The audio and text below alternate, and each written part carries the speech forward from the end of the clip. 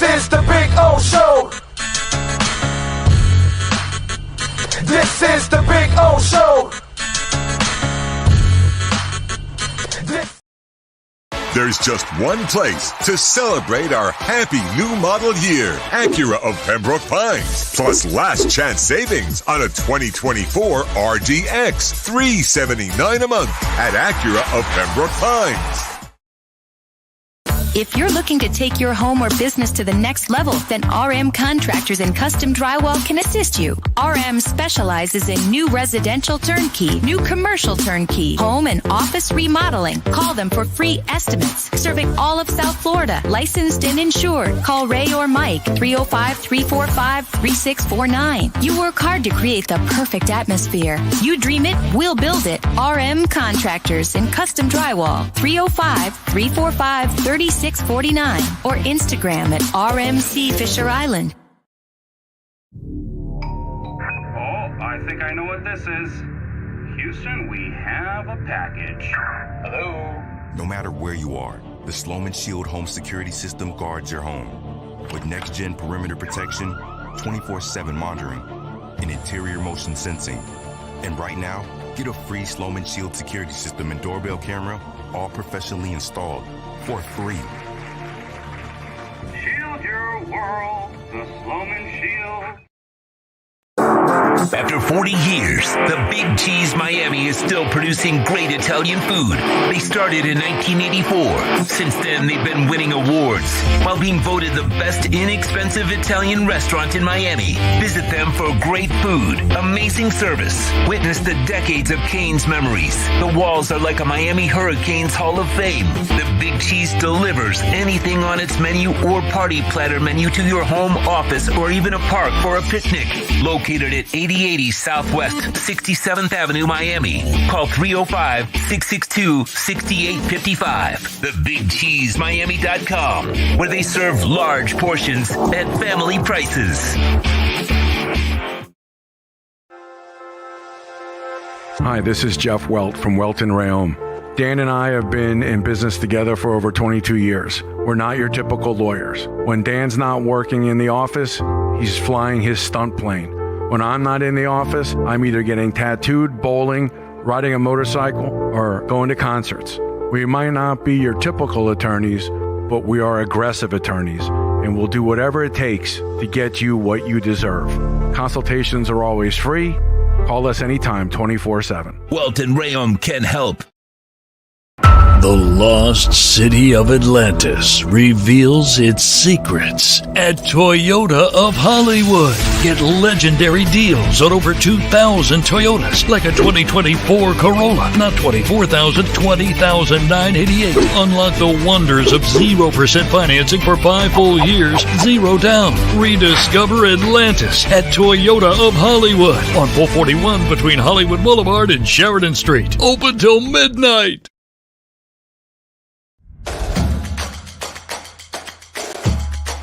Welcome to Caneswear. New store, new items, same great experience. Family owned and operated since 2010, Caneswear has the latest merchandise from the Miami Hurricanes, Miami Dolphins, Florida Panthers, Inter Miami CF, and more. Come visit us at our store in Davie on University Drive, just south of 595, or online at caneswear.com. Caneswear, the spot Miami fans shop. For over 16 years, EJDconstruction.com has provided South Florida residents quality craftsmanship, accurate project management, and exceptional service. That's why EJDconstruction.com is an A-rated member of Angie's List and the Better Business Bureau. When you're looking for the right custom home builder for additions or home remodeling, please call my friend Eric at 305-433-4843. That's 305-433-4843 for EJDconstruction.com. The viewpoint, statements, or beliefs expressed on the following program by the host, guests, or callers are not necessarily the opinions of FantasyXS.com, Media Group Inc. ownership, management, sponsors, or website. The The game is final. Tua and the boys are in the locker room. Let's go over what happened in this game in our Dolphins post-game show with Big O. The post-game show is brought to you by Welton Rayom, Acura of Pembroke Pines, Hialeah Park Casino, Toyota of Hollywood, RM Contractors. The stats are final. The insiders are ready. The platform is mastered by the one and only Sean Stanley. Now, let's find out what the Big O thinks about this matchup as we start our Dolphins post-game show. Here's Big O. Wow. It's over before it even started. Man, I got to tell you, this is probably one of the most depressing post-game shows that I'm probably have done in my 34 years, and I've done a shit ton of post-game shows. And I've done a lot of depressing post-game shows. I've seen a lot of Dolphin seasons go down the fucking drain. You know what I'm saying?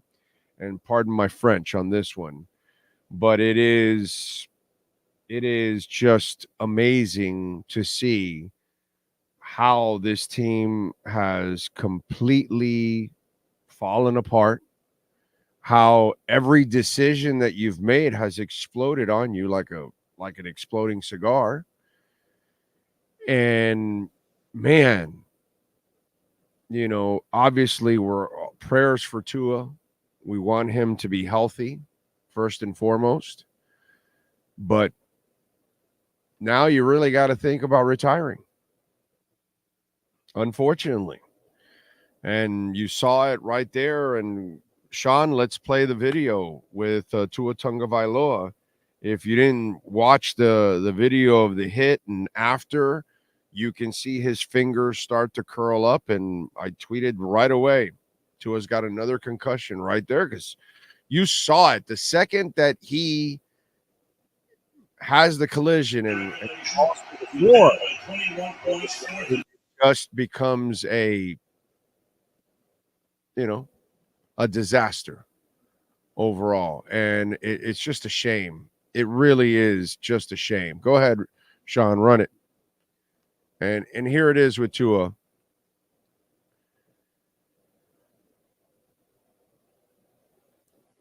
And he's got the first down. And there it is. Look at his fingers curl. And right there. And he has the other hand to his head. And you knew right away it was a concussion, because that's exactly one of the telltale signs for him. But unfortunately, there's something is wrong with Tua. Okay. And I don't mean anything negative in this sense. I just mean it in the way he carries himself. Tua thinks he's a football player, and he's not. And football players can do those things. Quarterbacks slide. Dan Marino and Joe Montana and Peyton Manning and Tom Brady, none of them put a shoulder in year 2, in year 12, in year 17. No, unless it's the Super Bowl that John Elway has to go helicopter. That you have no effing choice because it's the Super Bowl. You had the first down, bro. You're the quarterback. They don't touch you. Slide. Remember when he came back from the concussion, he put a shoulder into a guy, and then he went to the sidelines and told oh, no, I needed that. No, you don't, you asshole. And I ripped him that day for that. And one of the things that I was very worried about with Tua, he can play a long-ass career, but he has to play it like Ted Ginn. He has to play it like Tom Brady. He has to play like Dan Marino. Throw the fucking ball away. You don't run into people. You run out of bounds. You slide, dude. He doesn't understand that. He thinks he's the guy on the other side of the football, Josh Allen. Josh Allen can put a shoulder in your ass. Cam Newton can do that. Ben Roethlisberger can fall forward, and his fat ass can fall forward on you. And I really hate to rip Tua because nobody's a bigger Tua fan and believer than I am in the media. But kid, you don't get it. You still don't understand who the hell you are. And since you don't understand who you are, you need to retire. You need to retire. That's all. I mean, enough already, dude. You didn't learn that if you hung on to the ball, you get injured. You didn't learn that if you run into people, you get injured. Who the hell do you think you are? Most quarterbacks that I know don't go running into people, and they're much bigger than him. Marino was way bigger than Tua, and Marino never did that.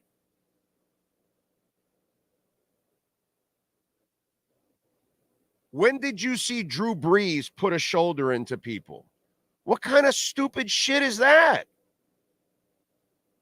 You use the slide as a weapon. You cross the first down, slide, bro. That way, if they even touch you, if they even breathe on you, that's a foul. How are you going to run into people? Who do you think you are? And you're not Mr. Big Stuff. That's why. Mr. Big Stuff, Cam Newton, can run into you. Who do you think you are? And that's the problem. Tua does not have an understanding of who he is. He doesn't realize the body he is in. And that's dangerous for him, dangerous for his family, and hopeless for the Miami Dolphins. Because if your quarterback doesn't know how to protect himself, you're shit out of luck, dude. You're shit out of luck. You're not Steve McNair, bro. You're just not.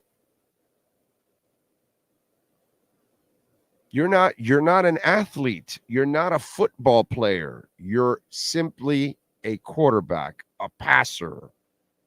That's it. That's all you are. You're exceptional at that, but not this way. More concussions and more concussions and more concussions. That's not going to allow you to continue to grow.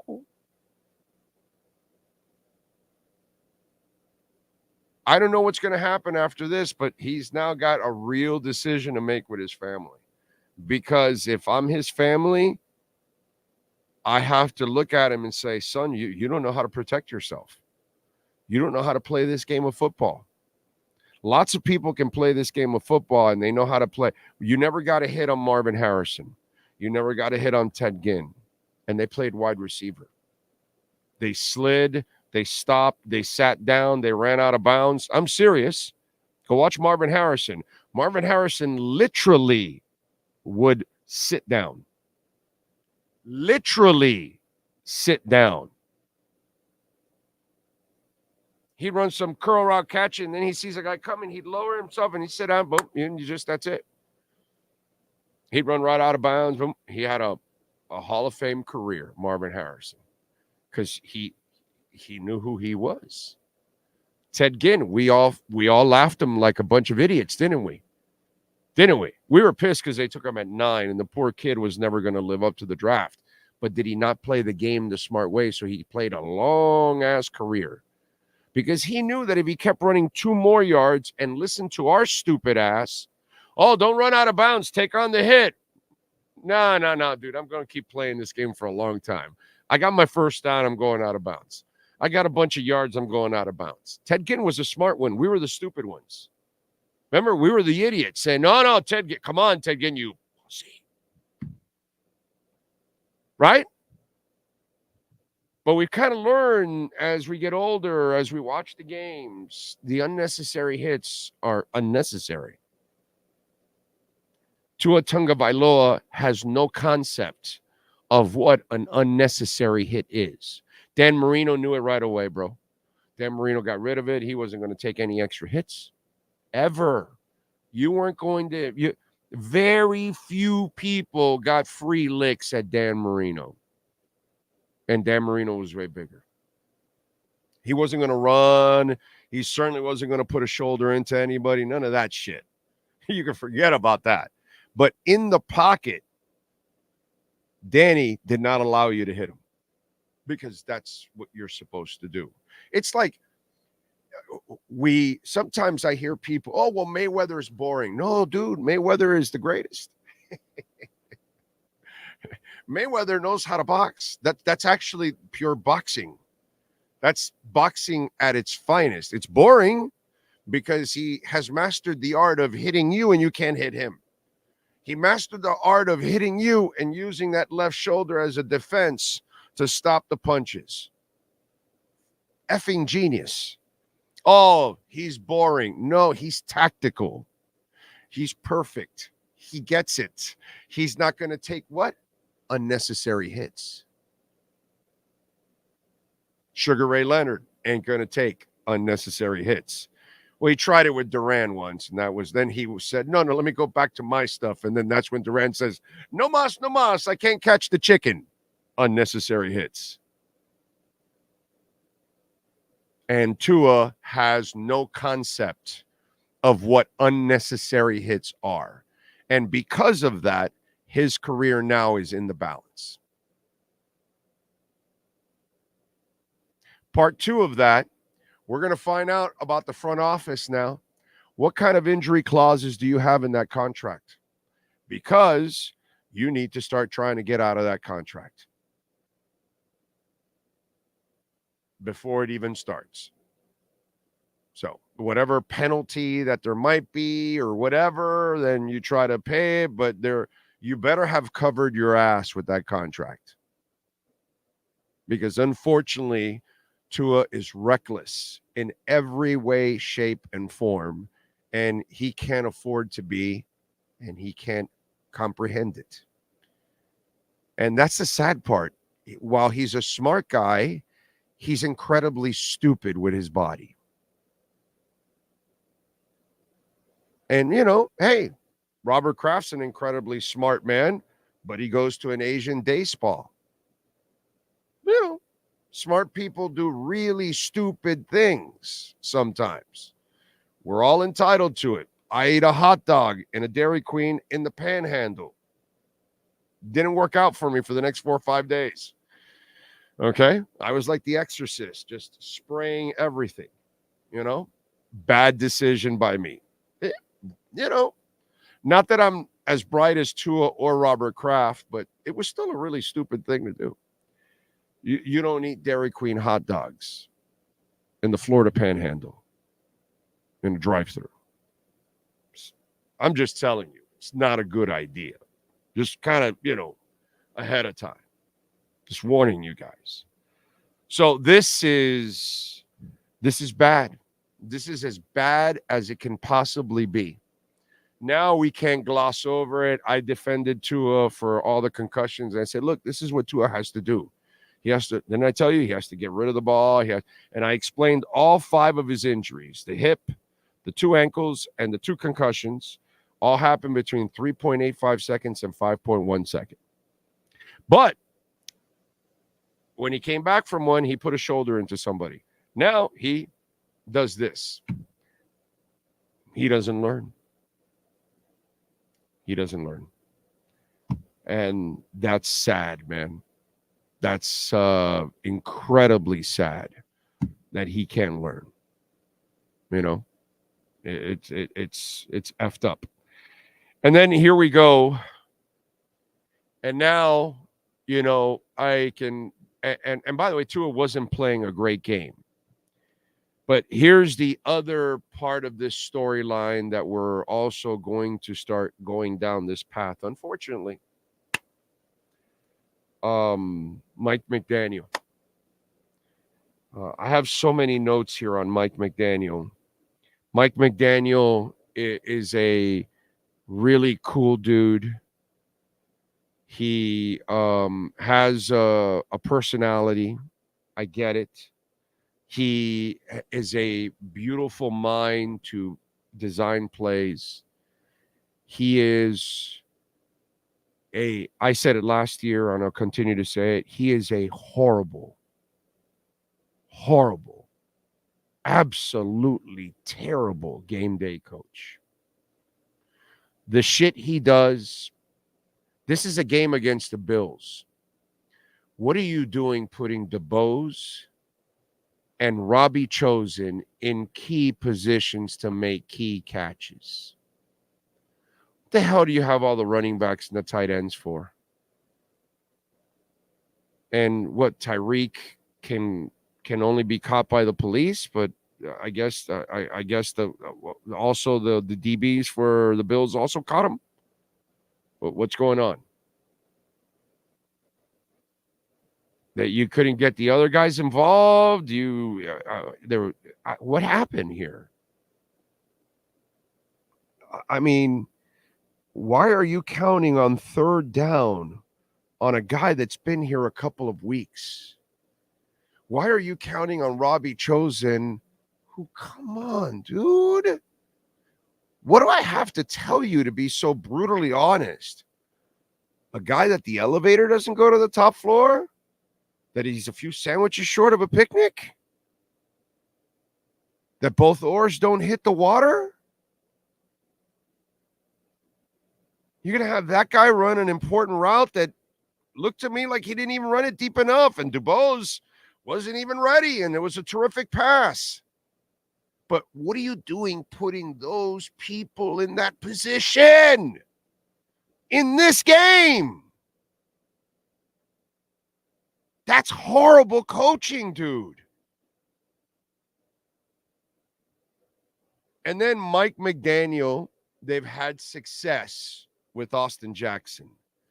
They've had some success with Kendall Lamb, right? They did well with Connor. And they've been stubborn with others. Eichenberg actually wasn't terrible today, but Robert Jones was horrible, bro. And you're dead set on having Robert Jones. And then later on in the game, on a key running down, you run to the left side to where you have the two replacement linemen. Like, the kind of shit that McDaniel does is amazing. Bills, 4th and 3 from the Miami 17. They go for it. They got all the confidence in the world. What's it called? Couple of other things that I saw in this game.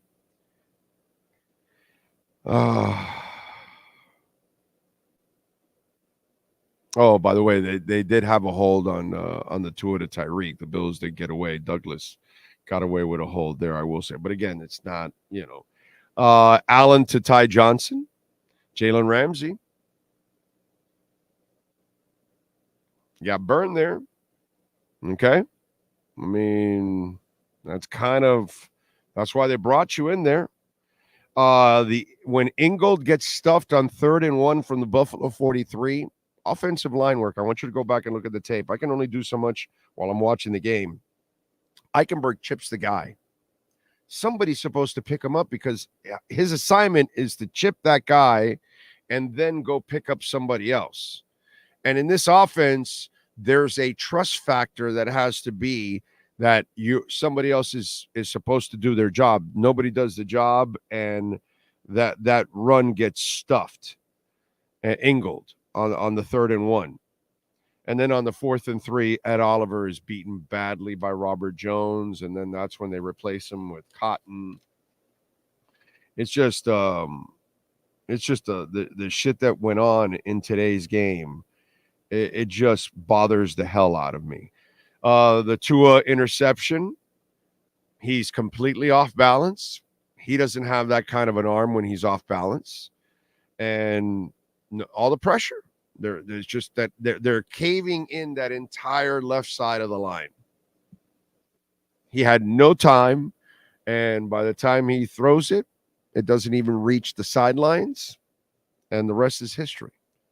and he has to try to, get to the sidelines or past the line of scrimmage and all that kind of crap. And it was a hell of a throw for him that he could not make when he was out of bounds. Again, your offensive line, the arrogance of the coaches and the naivete of the front office for trusting them and going cheap on the middle of that line. And you've paid the price. And I know the Teron Armstead thing, what are you going to do? He's injury prone. He is what he is. You're not going to be able to get away from that. But Mike McDaniel, to me, the play calls were just horrible, dude. It was horrible. It was hard for a quarterback to get in any kind of rhythm. And then some of the calls that you have are just absolutely pathetic. And you just signed him. Why did you sign Mike McDaniel? I get the optics of it, but you could have waited till the end of the season to sign him. Now that's wasted money, because right now, remember we talked about this in the offseason, that this is the hot seat year. And he is on his way to put himself on the hot seat in year 4, because he won't be fired after this. They will bring him back next year and give him one more chance, and they'll do the whole, you got to fix this or that and all that, because I've seen this story before. This is what's going to end up happening. And this will cost the front office, because it'll be their second coach. They're not going to get a chance to get a third coach. I mean, it's, so everything's blowing up on you. The Tua contract now becomes a real problem, because he cannot protect himself. He doesn't know how to protect him. He refuses. Let me put it, at this point, we have to say that Tua Tagovailoa refuses to understand who he is. And that's sad. He thinks he's a football player.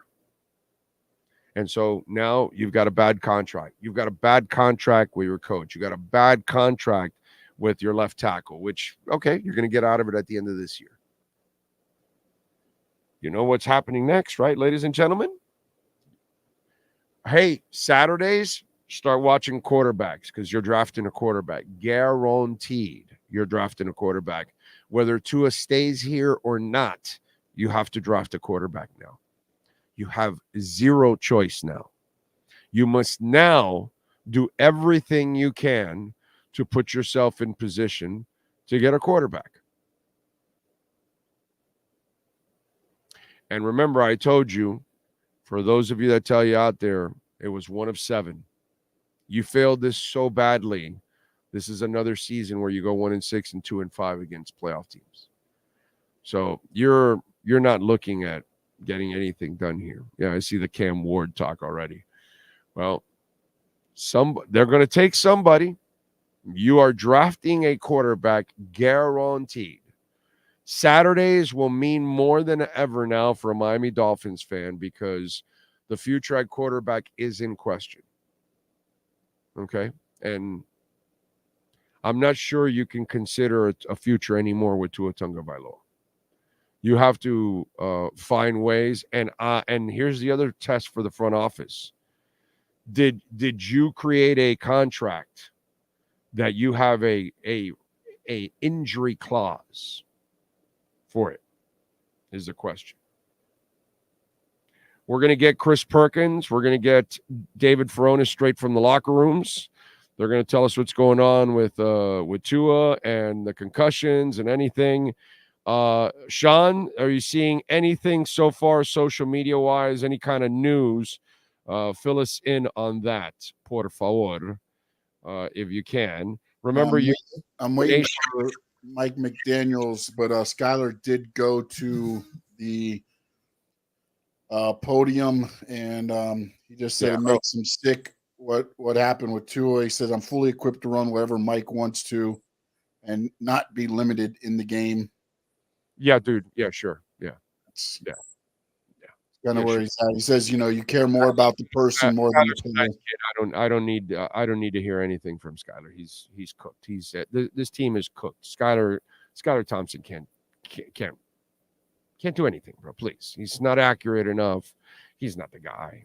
Come on. So what else? Any breaking news? Anything? Anybody add anything? No.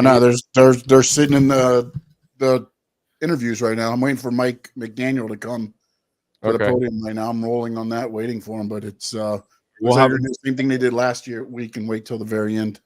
Yeah, we'll have the McDaniel press conference for you guys in a moment. Cash App or Venmo at Cash Big O Show. That is Cash Big O Show. Cash App or Venmo. You can also send in a Bitcoin or Ethereum donation, which you all know we love the hell out of that.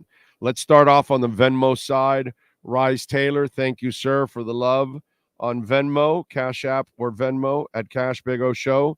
Glad Tua seems okay at first at all, but from football perspective, McDaniel getting fired end of the season unless things change. I love Ross, but is this what happens when you play the lottery of constantly always hiring rookie head coaches? Yeah, but it's hard to find like that coach that for sure you're convinced that he's the guy. By the way, I started the show with, remember, an Evel Knievel shirt to see if we were ready for the big jump. Remember that, Sean? Well, I end with the shirt in Axel Foley.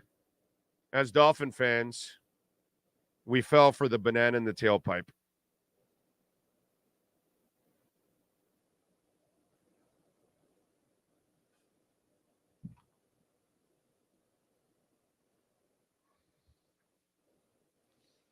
We thought we could hang.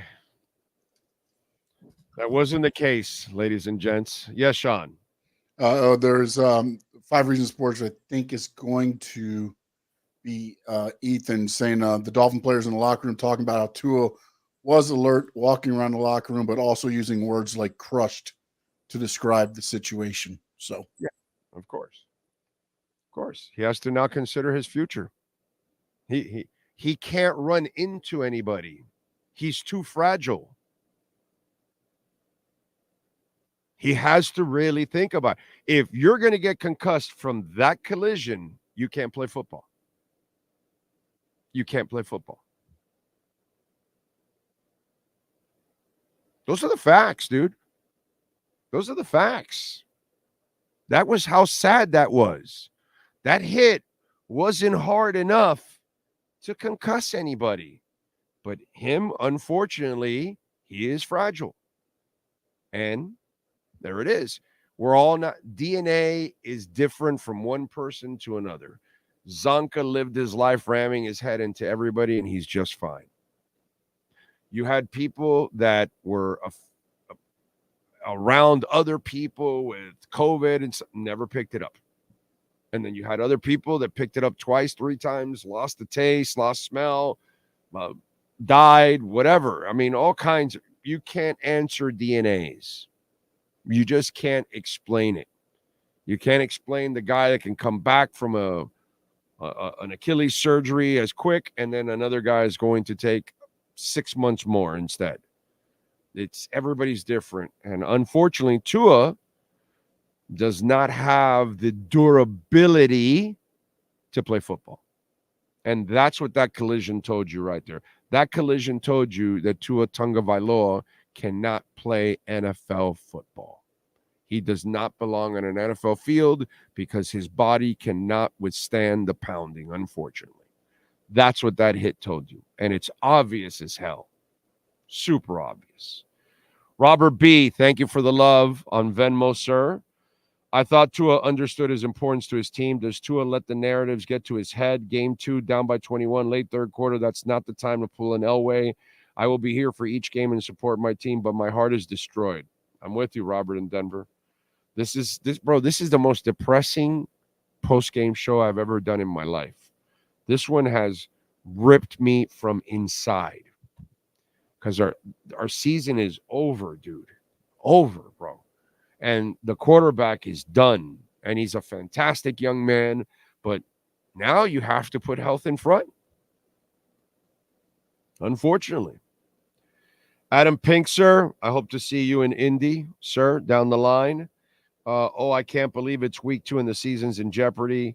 I can't believe Tua still doesn't know how to slide. I hope whatever he decides to do, he does it with the best interest at heart. Side note, McDaniel's play calling continues to be... No, McDaniel is a horrible game day coach. He has zero business being a head coach. He's a play caller. He's a play designer, not even a play caller. He's not even an offensive coordinator. He can't be a head coach. Sorry. I don't see head coach material. That I can't. Anthony Lizzie, thank you for the love on Venmo, sir. Too used to this feeling.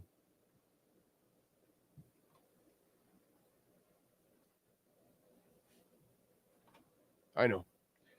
That's why I went and got the shirt. I go, we fell for it again.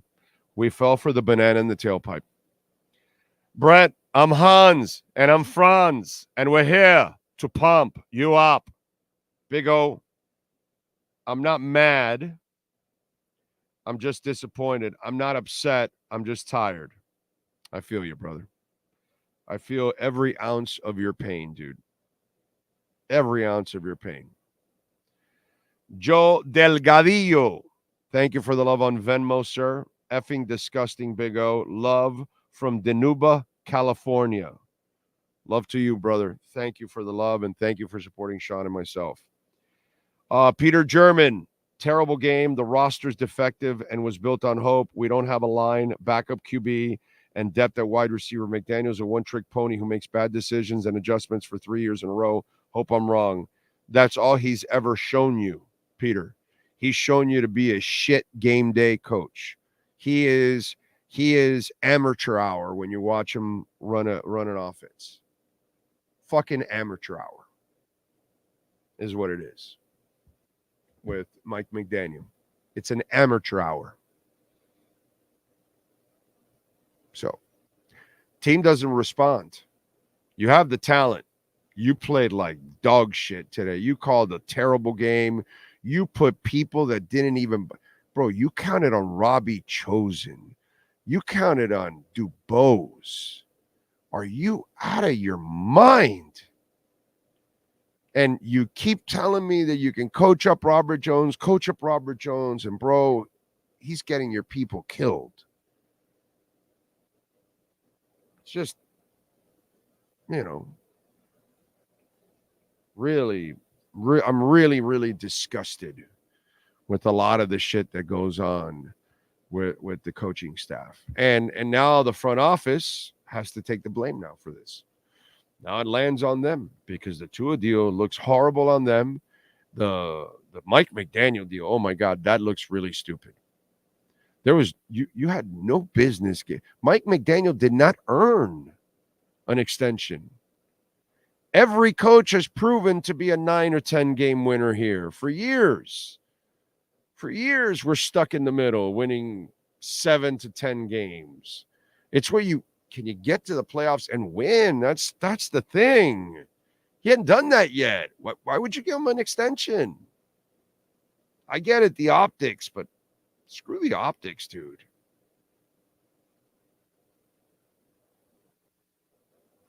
That makes 0 sense to me.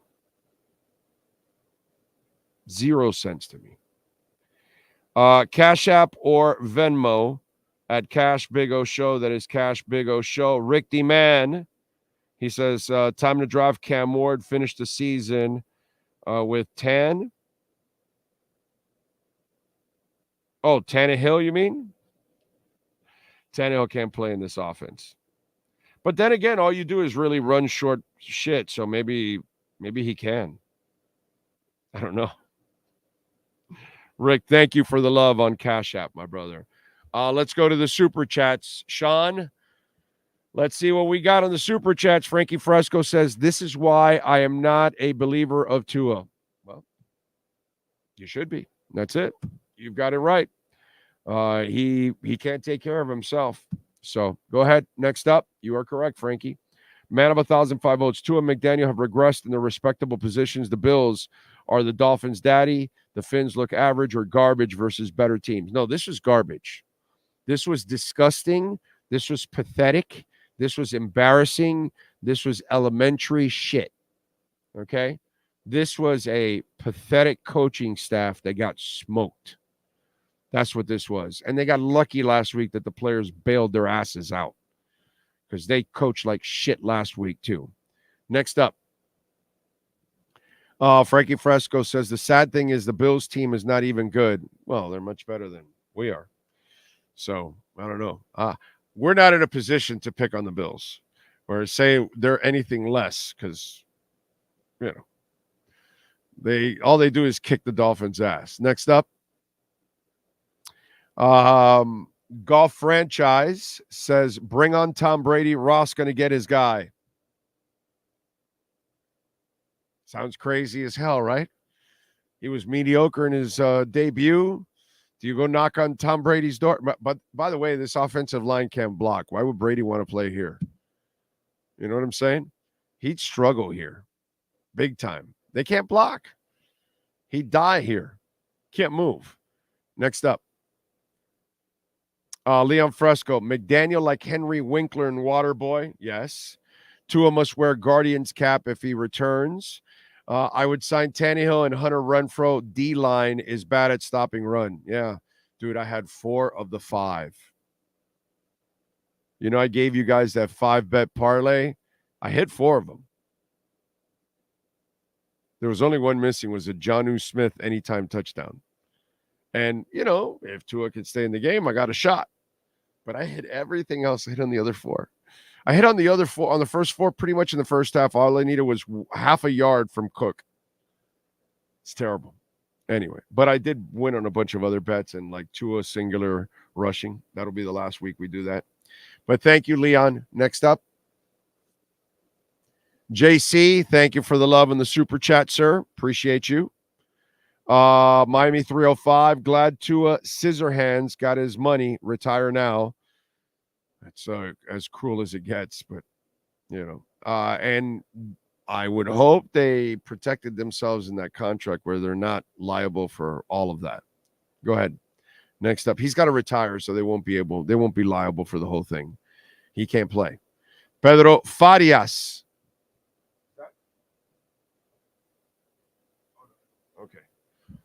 Okay. Pedro Farias. It says it's over. Nut, you've been wrong. Tua hurt. You got to see it. Over. Yeah, it's over. It's over. Definitely over. You're right about that. And thank you, sir. It's over. I can't defend Tua anymore. I'm done. It's over. Can't defend him. He can't survive in this league. Unfortunately, he doesn't have the body for it. And he's not smart enough to understand what he has to do. It's a shame. It's a real shame. He could have saved himself a lot of pain if he played the game the right way. He would have saved himself from a lot of injuries and save his career. And he couldn't save his career because he doesn't know how to protect himself. How screwed up is that? Danny F. Tua just isn't built for NFL football, whether it's bad luck, his frame, his inability to protect himself. He needs to retire. Amen, Danny. It's the best thing for him and his family. He doesn't know how to play the game. So in the heat of the moment, he's going to put himself at risk. And that's complete bullshit. Yes, sir. Just so you know, Mike McDaniel still has not made it to the post-game press conference. It's already 25 minutes past his scheduled time. Just so you got the timer on everything. Of course. Do you think he looks forward to this press conference? He looks like a complete horse's ass. Mike McDaniel, he put together a Joe Philbin, Cam Cameron type performance today, bro. He was Al Golden and Randy Shannon. He put on film and on a performance tonight one of the shittiest performances ever by a head coach in the history of Dolphins football. He is right up there with the rest of the clowns that I just talked about. What do you got? No, because I was bringing it up because it's reminiscent of that one time when we sat, I believe it was at a post game waiting for Brian Flores for over an hour. Right. And then at the end of the season, we know what happened. I mean, this is the kind Bro, you know how many ums are going to be in this press conference? He's going to have, I don't know, the over and under is 5,000. Can we go like 5K? Yeah, and he was on the sidelines trying to hold himself together. I don't know if you saw the picture. Yeah, no, it looked like he was going to cry. Yeah. It looked to me like he was about to cry. Yeah, and he's, by the way, starting to look to me like a guy. He ain't built for this shit either, bro. He ain't built for this shit either. You know, so I haven't seen it yet. All I see is a guy that has a terrific offensive mind, but I don't see any organization on the field week in and week out.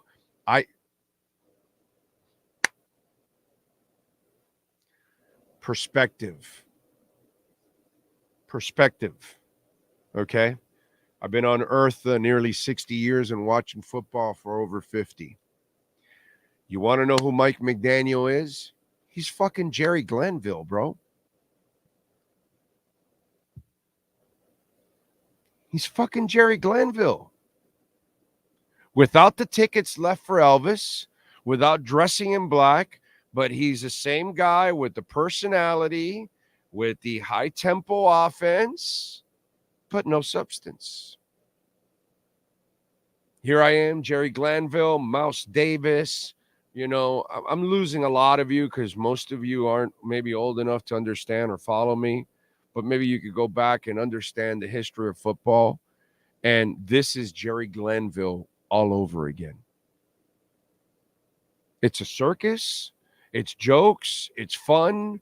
It's a fun offense. Chris Chandler and the boys lighting it up and all that. But when it came push to shove, you got shoved every goddamn time.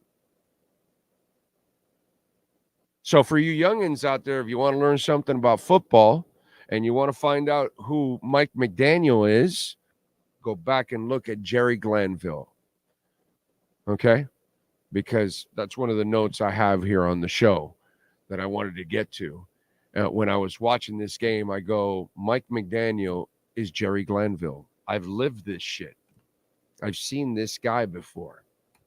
I've seen the guy that makes you laugh and then, is friends with all the players and happy-go-lucky and plays the game by the seat of his pants and going on all fourth downs. And all.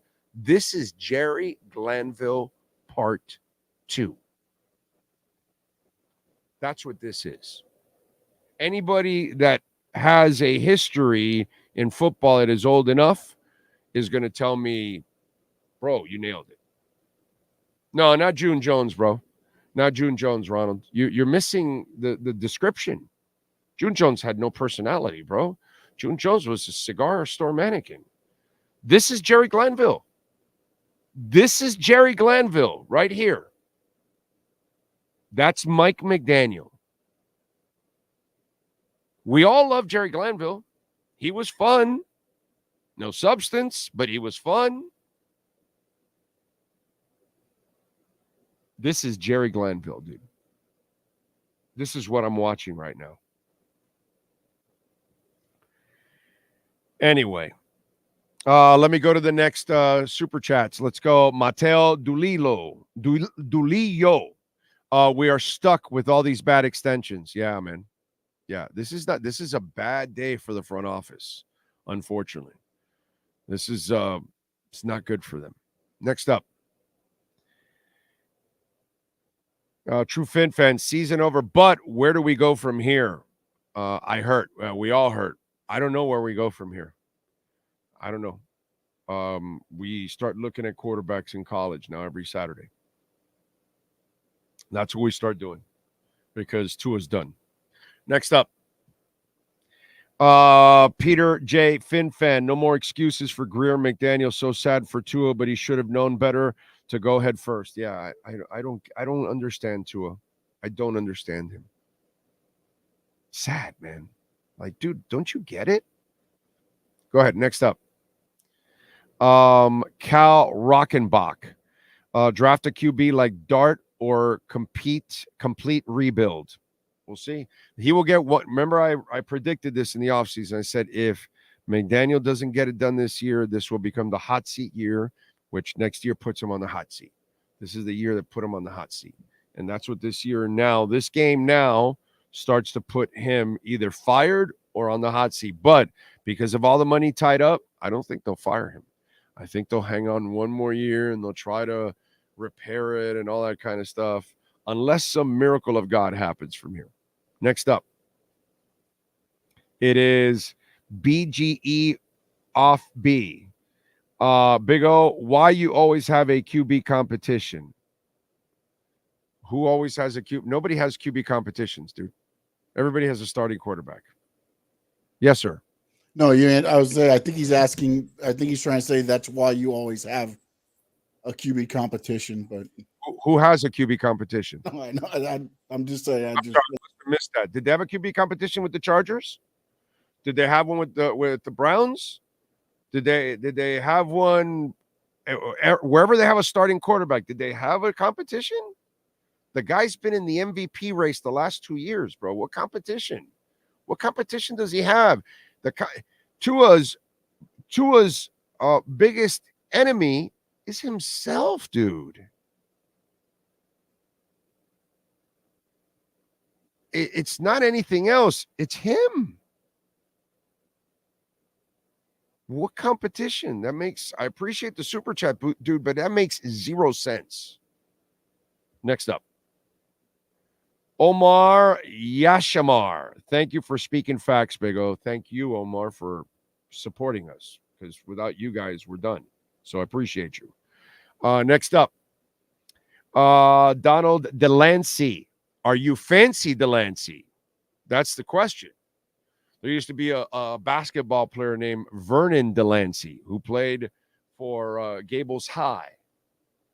I think he got drafted by the Milwaukee Bucks, and on his first day, he thought he could take on Sidney Moncrief. And that was a bad idea, if you know who Sidney Moncrief is. Anyway, Mr. Delancey, Greer's done. Can I get an ass clown, Big O, please? Do we have an ass clown drop? We don't have an ass clown drop. But we could go ass clown, just for you, sir. Thank you. Next up, Armando Alvarez. Dolphins are one of the oldest and most overpaid teams in the league. O-line, D-line suck. Yeah, this is a day that this falls badly on the front office. Yeah, unfortunately, I know it sucks. It's a bad day. This derails like the whole thing, dude. The season, the future, everything. McDaniel says they will find out more tomorrow to see where Tua is at after a thorough evaluation, and they will have conversations and address it appropriately. Said Tua went around to the guys in the locker room after the game trying to keep their heads up. So, let's see. I think from a medical standpoint, I don't approach things that I'm far inferior in expertise. I think for me to go ahead and forecast things I don't know in my non-field of expertise, McDaniel said he'll spend a good time about time being evaluated. We'll get the whole thing for you. Okay. We'll have all the ums and all that. All right. Next up, Sean, go ahead. Chris Travez, before the injury, he looked terrible. Yeah, he actually had several bad passes. The two interceptions, the two plays with DuBose and Chosen, I'm going to blame it on McDaniel for putting those players in those positions. And then obviously the offensive line pressured him, and then he could not get that ball out of bounds. He was completely off balance, and so he was set. But he did not play well. He did not play well. I can't defend that. But worse than all of that was that he didn't protect himself. Next up, and pretty much ended his career tonight. Edward Thurston Howe, Tua, please slide first. Come on. Yeah. Only problem is this might have been too late. This reminds me of Steve Young getting that final concussion when Lawrence Phillips missed the block, and Steve Young got one more concussion, and it was like that was the last one, and Steve Young had to leave. And that's what I get the feeling that Mike McDaniel reminds me of Jerry Glanville, and tonight Tua reminds me of Steve Young with Lawrence Phillips missing a block and retiring Steve Young. Next up, True Fin Fan, if he plays again, he will get concussed easier. No, I mean, True Fin Fan, look at it. That collision there should not be a concussion. That wasn't a crushing blow or anything like that, dude. The defender didn't really put into him. He did more of the running into the defender. Come on, man. So, yeah, True Fin Fan, you are 1,000% right. Next up, put it this way. He's been non-concussed for like a year and a half. And look how quickly he got concussed. That's a horrible sign. Next up. True Fin Fan, McDaniel looks like a deer in headlights. I'm done. Yeah, he does. He looked like he was going to cry at the end of the game. Next up. Too emotional. Jasmine Mailer Bay. Jassim Mailer Bay. Thank you, sir. Could the reason Tua is going head first be that he's battling the fragile demons in his head? No, dude. He's dumb. Hate to put it that way. But when you put remember he came back from another concussion, and the first thing he did was he put a shoulder into the guy, and everybody's like, yo, what the hell? And he goes, oh, I needed that, coach. No, you don't. He's not smart, bro. He hangs on to the ball and he takes hits. He doesn't get it. He's not a stupid person, but when he gets on the field, he does dumb things. Unfortunately, he thinks he's, again, like I said at the beginning of the show, he thinks he's a football player, and he's not. Marino was not a football player. Peyton Manning's not a football player. Tom Brady's not a football player. Drew Brees is not a football player. They are QBs and passers. That's it. They're not there to run the ball. They're not there to break tackles. They're not there to block for people. They're not there to outrun anybody. There are certain quarterbacks that understand, they have to understand who they are. Okay? And once you know who you are, your job is not to play running back. Your job is not to play fullback. Your job is not to play tackle. And you got to understand that. And he has zero understanding of that. After everything he's been through, for him to do that, there's no hope. There's no hope. Next up. It is True Fin Fan. Miami is a fumble away from 0-2. This is bad. Yeah, no, they played like shit. Yeah, a couple of players made a couple of plays and saved their ass. It wasn't McDaniel. So I'm with you there. Next up, sir. JC. Thank you, sir. Kenny Pickett trade QB. Oh, wow. Well, but it's a late round pick. Won't be much because they can't ask for much. Next up. It is Special Needs Fitness Guru. Nice to see you back, sir. Orlando, give your Tua blow-up doll massage and tell her to stop taking hits. Just buy an Eric Spoelstra doll. Bro, it's over for the Tua blow-up doll. And it's too late to tell him to stop taking hits. It's over, folks. Don't forget, by the way, please smash the hell out of the like button. Well over 1,000 people. We had 1,500, 600 watching. We only got 325, man. Come on, folks. Hit that. You guys could get us to 1,000 like right now. You know that? You could get us to 1,000 like crazy. Come on, man. It helps the hell out of the platform, and it sends it out to more Dolphin fans. We're traveling to Seattle next week. We're going to Los Angeles. We're going to Indianapolis. We're going to Buffalo. So we're still going to the Buffalo game. We're going to go to that. We're going to go to that slaughter in Buffalo, but we'll be there. We're not going to give up on our Dolphins. We'll take the punishment if we have to. Next up, Sean, is True Fin Fan. I think I'm one of the first to complain about the coach. No, you have been complaining about the coach from the get-go. So you haven't been much of a McDaniel fan. You've been ahead of the curve than most of us on that one, True Fin Fan. So that I have to say. Stephen Roel, thank you for the love and the super chat, sir. UM has become a physical team in the trenches, and being able to play that brand until the Dolphins adopt the same type of identity, don't see them being a Super Bowl contender regardless of the future QB. Tired of the finesse style. Yeah, there is no toughness to them. And I think, the stop cutting corners on the offensive line. Maybe you should have kept Hunt and have Eichenberg. Eichenberg actually has not played bad first 2 weeks here. Okay, out of all the things, Eichenberg has actually been all right compared to what we've seen from other guys. So, next up, Armstead also had a brutal penalty too. Toby Marmorino. Funny how Tua did everything right last year as far as sliding, running out of bounds, then gets his bag and goes back to being reckless. Dumb. Yeah. Yeah, he lost the weight and thinking he can run and all that. It's just stupid, man. Stupid.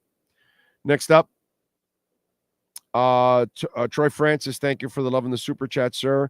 What the hell Conjemi is talking about? Blaming the defense for not making big plays. The O guards, Austin J, wide receivers, and play calling killed us. Yes. I mean, number one that killed you was Mike McDaniel. He's a terrible game day coach. Okay. Now, how many people are going to have the balls to say that in the media? You know what I mean?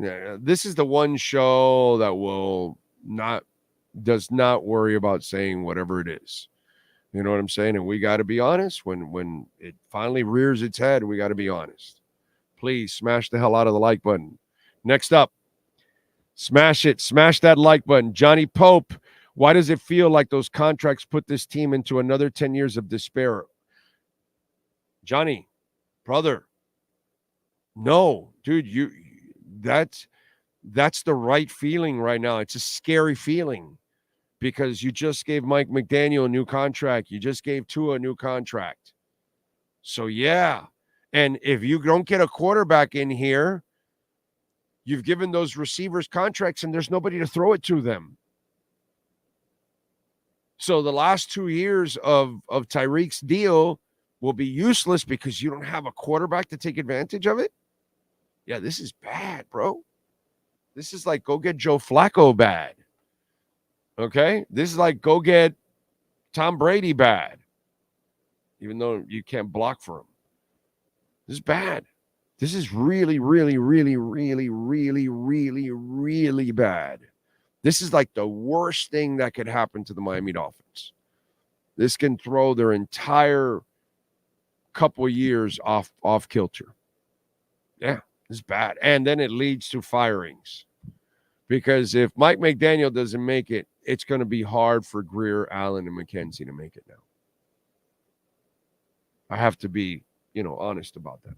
And I'm a fan of those guys. I'm a big fan of those guys. But this is all, they rolled the dice and, bro, this came up snake eyes. Like nothing I've ever seen. Like you couldn't have worse luck. When you can ask for anything and everything to possibly go bad. And you gave Tyreek extra money. And then he does this shit, which now who knows what else he's got, for the next 2 years that you're stuck with him. This is bad, dude. Cash App or Venmo at Cash Big O Show. That is Cash Big O Show, Cash App or Venmo. Next up, it is Joey Belichick as head coach GM. Never thought I suggest. No. He's over. He's done. I wouldn't want Belichick here. I don't want his style. You got to get something else. Next up. And by the way, they're not firing McDaniel. I think they'll keep this whole thing and bring it back next year. Like I've predicted that, it'll be the hot seat year next year. Go ahead. I'm sorry. Peter Finn fan.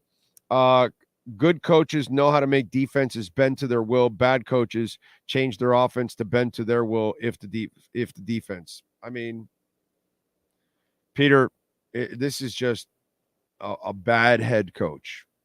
He's an amateur on game day. Marvelous personality, nice man. He's got a great offensive mind, but he has no organization or really know how to really attack a team week in and week out consistently. Next up, it is Oliver Santikam. The Bills D put the handcuff on Tyreek tonight.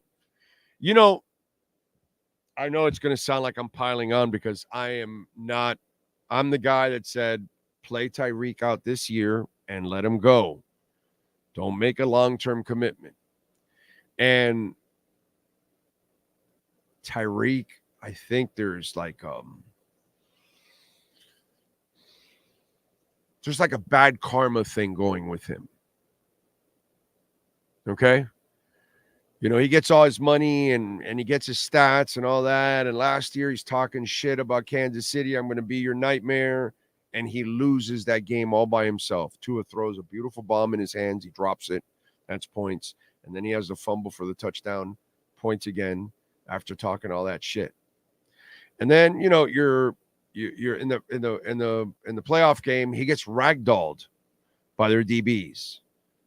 And, you know, in this week he does the stupid shit by speeding. And then obviously the cop who's a freaking criminal, you know, so two things that are disaster run into each other, and we have a disaster, obviously, and they're not going to fire that cop.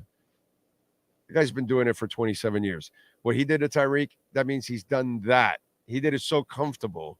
That means he's done that 100 times, okay? So I've seen this story before. They ain't doing shit to him. So Tyreek does this crap, and, you know, he talks about, I'm maturing and all that, and tonight, you know, they handcuff your ass. You know, whatever, bro. It's just one of those things that, this is bad. You're tied to a lot of deals, and without one or the other, these things become disastrous. Next up, it is Brian Doherty. Thank you, sir, for the love in the super chat. Thanks for the times, Big O. Been a Dolphin fan for 27 years. This is devastating and not sure I want to subject myself to this anymore. You are the best at what you do. Thank you. I appreciate you. That is very kind. I get you, man. This is painful. This is painful shit, dude. This hurts. This fucking hurts, man. It's not fun that this shit happens all the time. And when we get a chance of hope, it gets dashed and we get squashed, and it's bullshit, dude. So I feel you. This is tough to have to deal with this, man. It's like I was telling my buddy just a few minutes ago. I said, man, at least we got Bitcoin here. Let's hope now the bull run starts to make us feel a little better. It's like, Jesus, man, this football season is going to take a toll. Cash App or Venmo at Cash Big O Show. That's Cash Big O Show. We tell you that because we get 100% of the donation there. So you can send in a Bitcoin or an Ethereum donation, Cash App or Venmo. Sean, when you have McDaniel, tell me, ready to go. All right, next up on the super chat is what? What do we got? It is Toxic Fart. True Fin fan, you've got competition here. Dear football god, sorry we renamed Joe Robbie Stadium. No mas, please. It doesn't affect the baseball team, but damn, it affected us. Next up is Jarrell Exposito. Thank you, sir, for the love in the super chat. It's very nice of you. Next up, Justin Scheib. At the end of the day, Greer has always been and is the problem. 5 years into the rebuild, and we have the oldest roster in the NFL. For once, can we stop playing human Jenga with the coaches and GM? He's going to get this criticism, and I can't defend it because everything is falling apart right now, unfortunately. Cash App or Venmo at Cash Big O Show. That's Cash Big O Show. Cash App or Venmo. Frank Ghazi, thank you for the love on Cash App with a Bitcoin donation. That is very kind of you. You know I love me some Bitcoin donations. That is the best. Invincible with a donation also on Cash App for this team. It made me feel empty today. Yeah, brother. We all feel empty. That's exactly it. That's all we can feel. This is the feeling we have now. It's just an empty feeling. Venmo, Franklin Manharas. At least my hope died earlier this year. I mean, I can only laugh, my brother, but it sucks that in week 2, our entire season is done. What's your take on our big dog Weaver running the oh, you mean Wright? Weaver running the defense. I haven't seen enough. You know what I mean? But I don't know. Do I blame him for the loss? There's a lot that I want to blame on McDaniel, my brother, that I think he discombobulated the offense and the way he called it. There was no rhyme or reason at times. But I can't say that the defense performed at a high level, my friend. You know what I'm saying? So that's a fact there. That I can tell you. Thank you. Cash App or Venmo at Cash Big O Show. That's Cash Big O Show. Cash App or Venmo. What's next on the super chat, Sean? Do you think Mike White fed the Bills? No, dude. No. He's been kicking their ass. He's 12-2 now. He's 12-2, bro. It doesn't matter the coach. It doesn't matter the GM. It doesn't matter the quarterback. It doesn't matter the receivers or running backs. What does Mike White have to do when Cook runs for 50 yards for a touchdown? What does Mike White have to do with the pressure and Tua throws a floater to the left side and can't get to the sidelines and ends up interception, a pick six? It's nothing. The Bills own the Dolphins. The Dolphins are the Bills' bitch. They've been their bitch for a while. Just like we used to say back into the 70s, into the early 80s, the Bills are the Dolphins' bitch, and they beat them for 10 years straight. The same shit. Nothing's changed. Fair is fair. And that's all that's going on. The Bills own the Dolphins. Period. Nothing more, nothing less. Next up, what do you got, Sean? You got quite a few super chats to go, but we got McDaniel. He just ended. All right. Let's go. Let's hear from Mike McDaniel. Obviously, I talked to him on the field, and then talked to him in the locker room before he was headed home. You know, he was in good spirits. What was your immediate thought when you saw him go down and into the fencing position?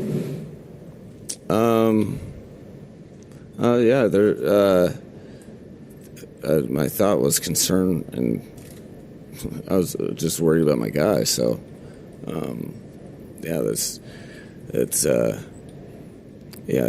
not something that you ever want to be a part of. You know, you hope not to. Mike, obviously it's very early in the process with Tua. Do you foresee a trip to the injured reserve list, or do you have any insight on that? You know, right now, you know, I'm not really. It's more about you know, getting a proper procedural evaluation tomorrow and taking it one day at a time. The furthest thing from my mind is, you know, what is the timeline? You know, I want to know. We just need to evaluate, and you know, I'm just worried about my my teammate, and like the rest of the guys are. But we'll get more information tomorrow, and then take it day by day from there. Mike, regardless of how he progresses through protocol from here, how will what happened in 2022 impact how you and the team handle Tua this time around? I think it's important to approach each and every situation to the, you know, much like approach every injury with it, which is basically, all right, we're going to handle this particular situation with this particular player. You know, every situation is unique to its own. So, I think there's, for me, I'm not worried about anything that's out of my hands in terms of, I'm just worried about the human being, and he'll drive the ship when we get the appropriate information. But it's day by day health is what I've really try to approach all the stuff that way, particularly with concussions. Wait, do you think it's safe for Tua to play football, considering he's had 4 concussions in, I think, 4 or 5 years? Yeah, I think that's from a medical standpoint. That's I don't approach things that I'm far inferior of expertise. I'm just there to support my teammate, like I said, and I think there's for me to go ahead and forecast things that I don't know in my non-field of expertise, I don't think that's appropriate. I think we'll find out some more information tomorrow in terms of where Tua's at. He'll be able to spend a good amount of time being evaluated, and then we'll have conversations and progress as appropriate. But I'm like the rest of his teammates who he went around the locker room and connected with. Trying to keep, as a leader, he was trying to keep the guys' heads up, and he'll be in the office tomorrow to have the appropriate care. Mike, even before that injury, it wasn't the kind of night you probably expected it. How do you explain what played out there today?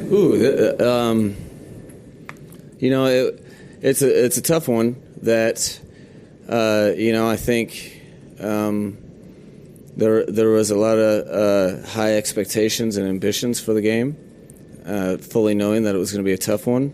But I think every person on the team would tell you when playing a good football team, if you're minus 3 or 4, whatever it was, and then with the 4th downs on top of that, no one foresaw that. So I don't think you can win. You might be able to win 1 out of 100 with those the nuts and bolts of that, and I think that's the main thing that the football team is feeling is supreme disappointment, because it's they've put a lot into it. They have high expectations, and you can't even evaluate appropriately when you're playing football that way and giving it to the opponent, and so giving them extra possessions, especially a quarterback like that. So I think it's football's a tough business. There's like I told the team, like, this hurts for a reason, and then you have to find out if you need I think we have enough veteran players in that locker room that understand that the belief will come from within, because you quite frankly you can already turn the page, know what's going to be said about us, and that's probably going to last for a while. We'll have plenty of opportunities to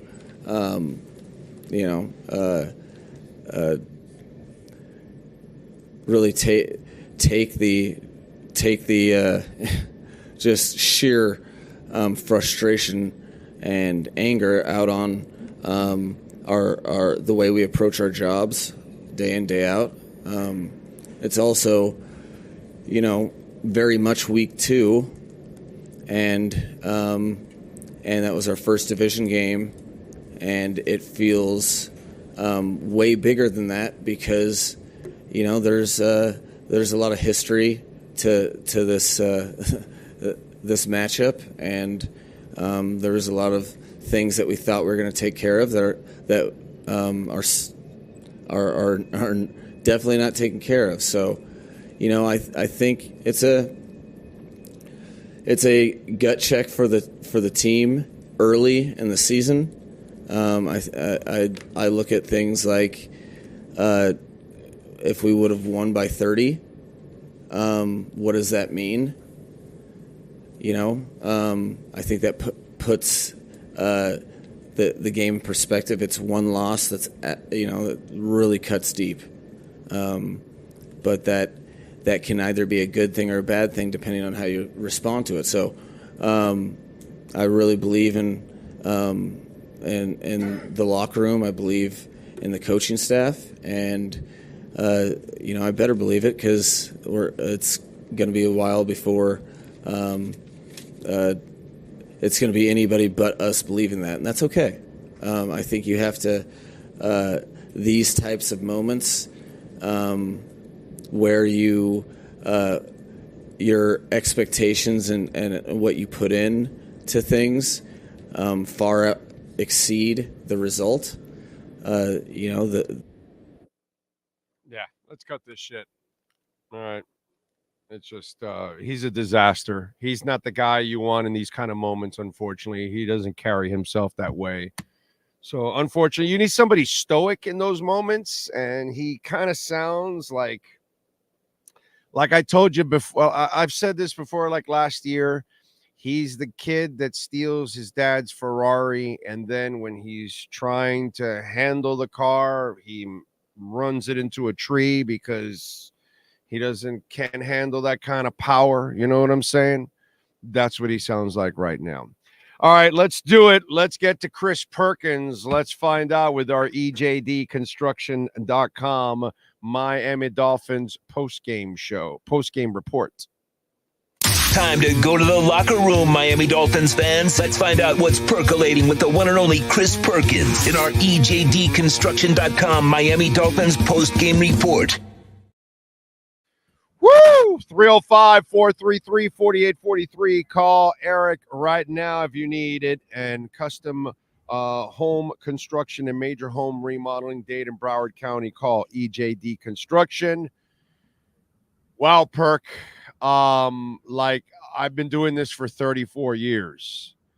This might be the most depressing post-game part I've ever been associated with because everything has kind of fallen apart, dude. Everything. Now, a quarterback that has to really consider retiring now. Really? Let's be honest. You just gave a head coach a contract that he didn't earn. If you can't find a quarterback, the last 2 years of Tyreek aren't going to be very productive for all that money.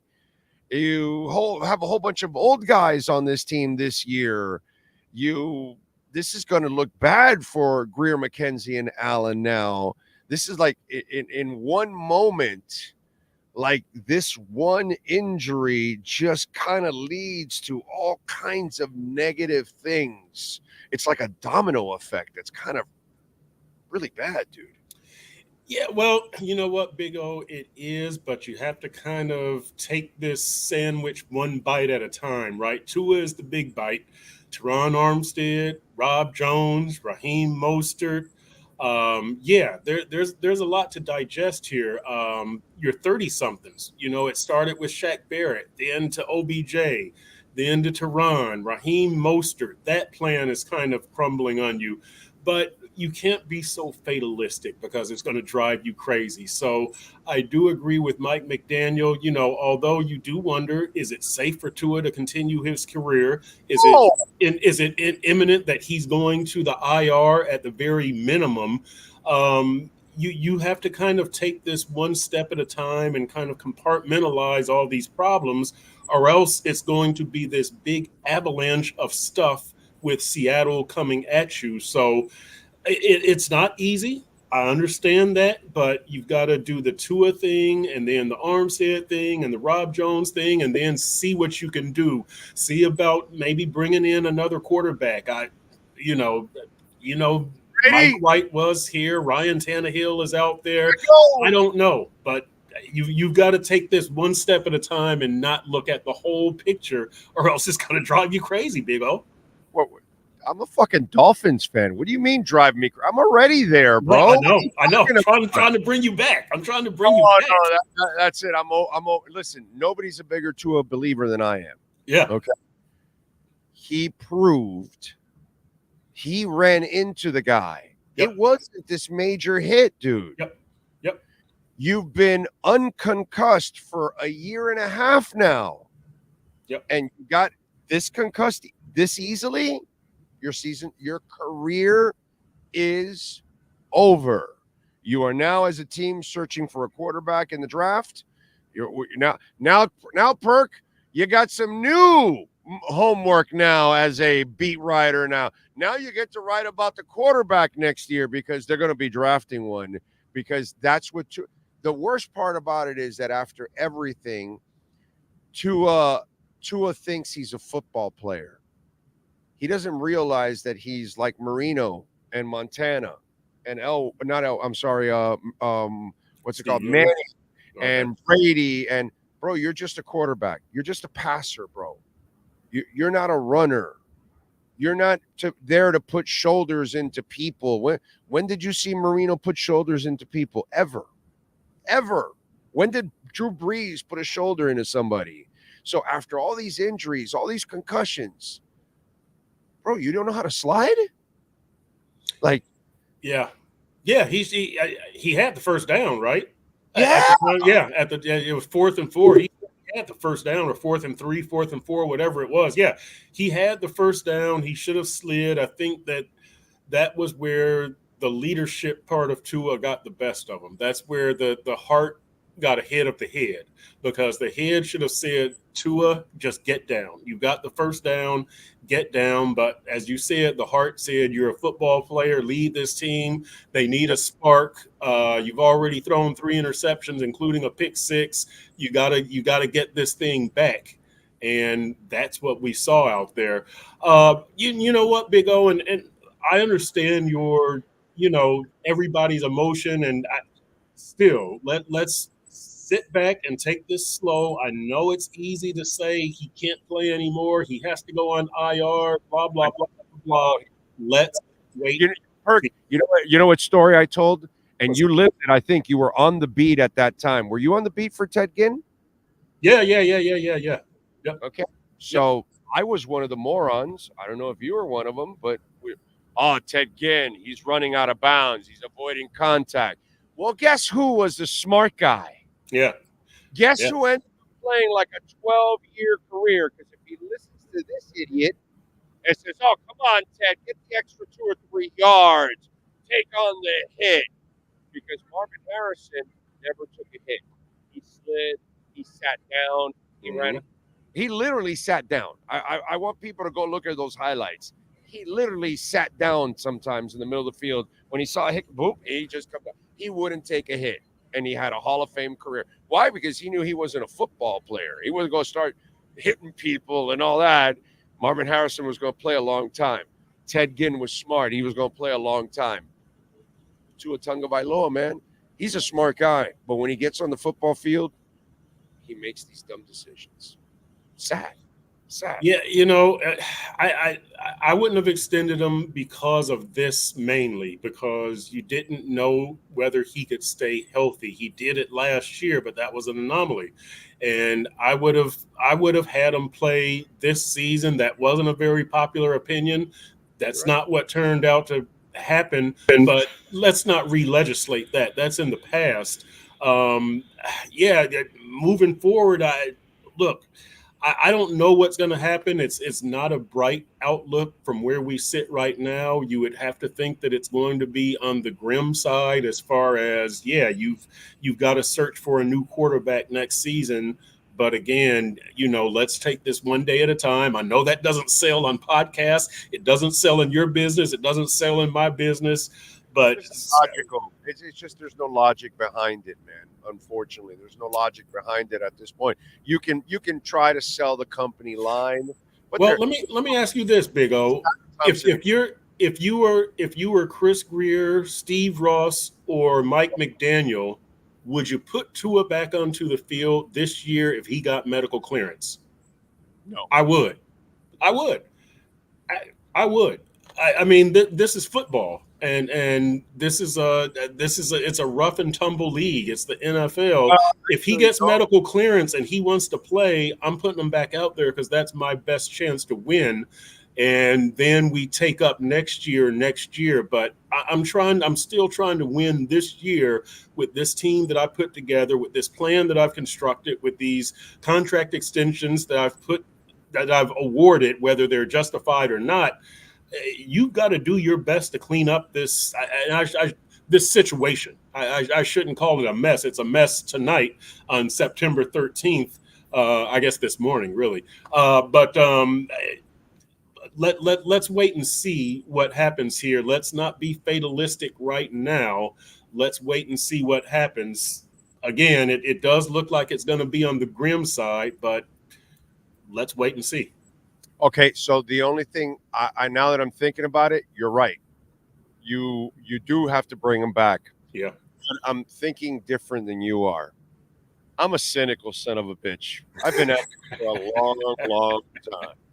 Hey, if he gets cleared by a doctor, right, and his hard-headed ass, right, well, his soft-headed, knuckle-headed ass wants to come back, then you have to let him come back.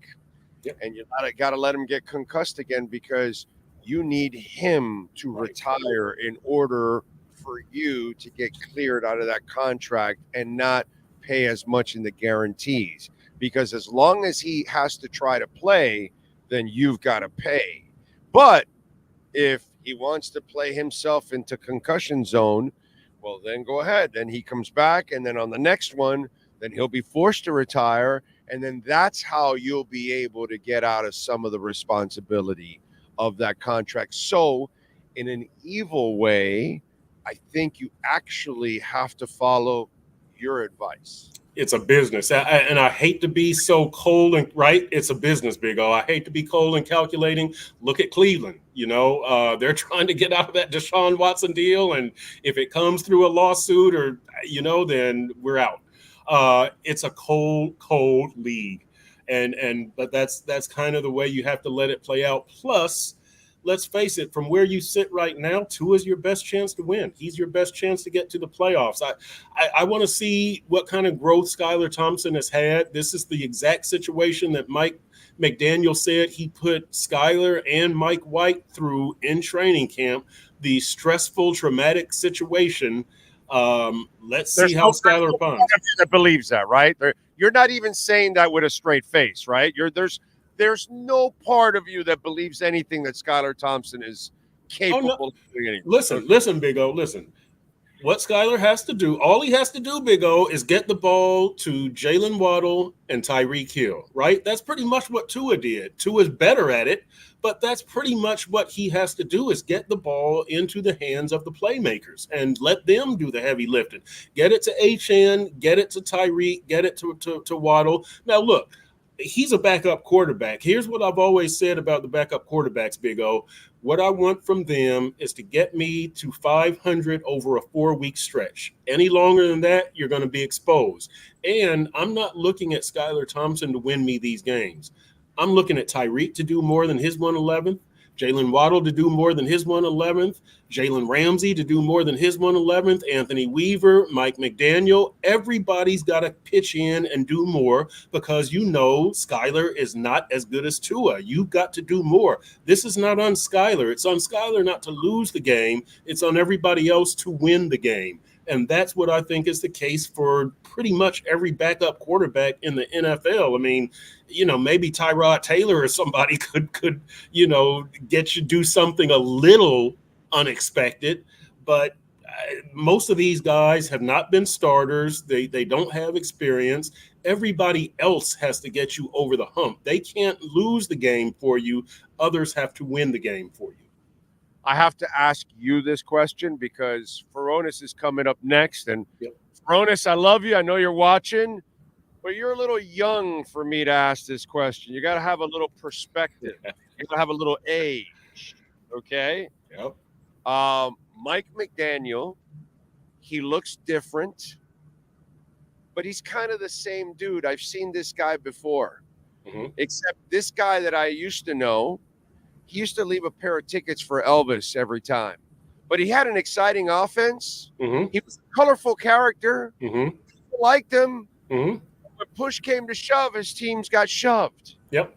And to me, Mike McDaniel is the new version of Jerry Glanville. Yeah, first NFL game that I covered, Jerry Glanville and Tom Landry were the coaches. 1988.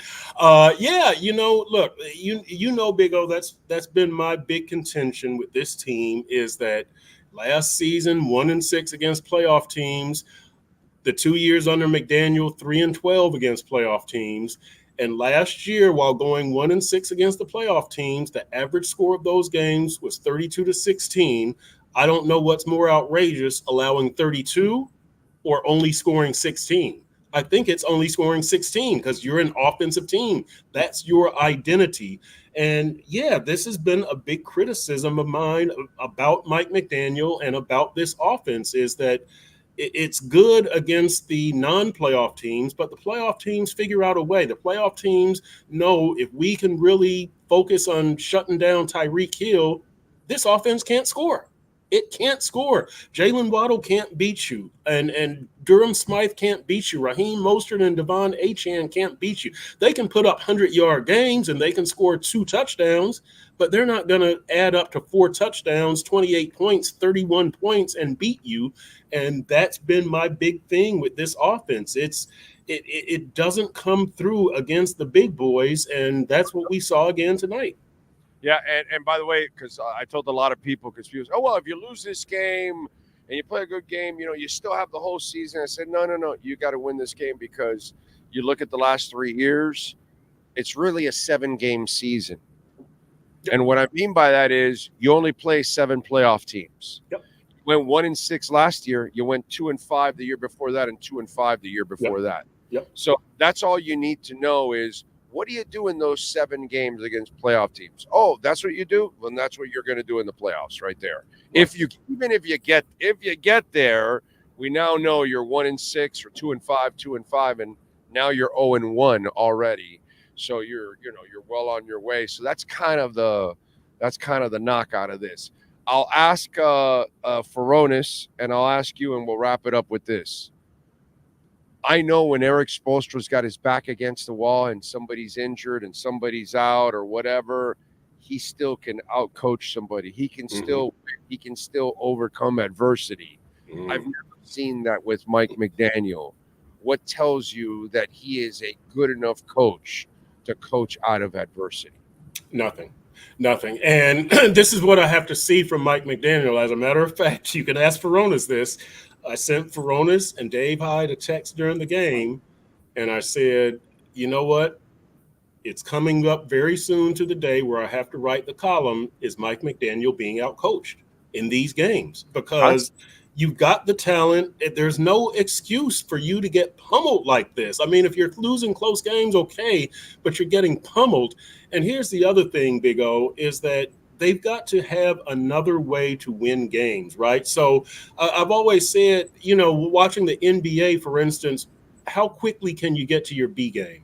If you're a 3-point shooting team and they cut that off, well, can you go to a drive and kick game? Can you go to an inside game? Can you score some other way? Can you let your defense fire up your offense and get a transition offense going to fire you up? The Dolphins only have one way of winning, and that's the big play. We saw that last week, right? We saw Devon Achane with the 39-yard reception. We saw Jalen Waddle, 63, Tyreek, 80. Those were the big plays, but you have to have something else. Can this team win on defense? Can this team win with a run game? Special teams turned in a great performance last week, but that's not going to Well, I say that's not going to win you a game. It did win you the Dallas game, right? You had 1 touchdown and 5 Jason Sanders field goals.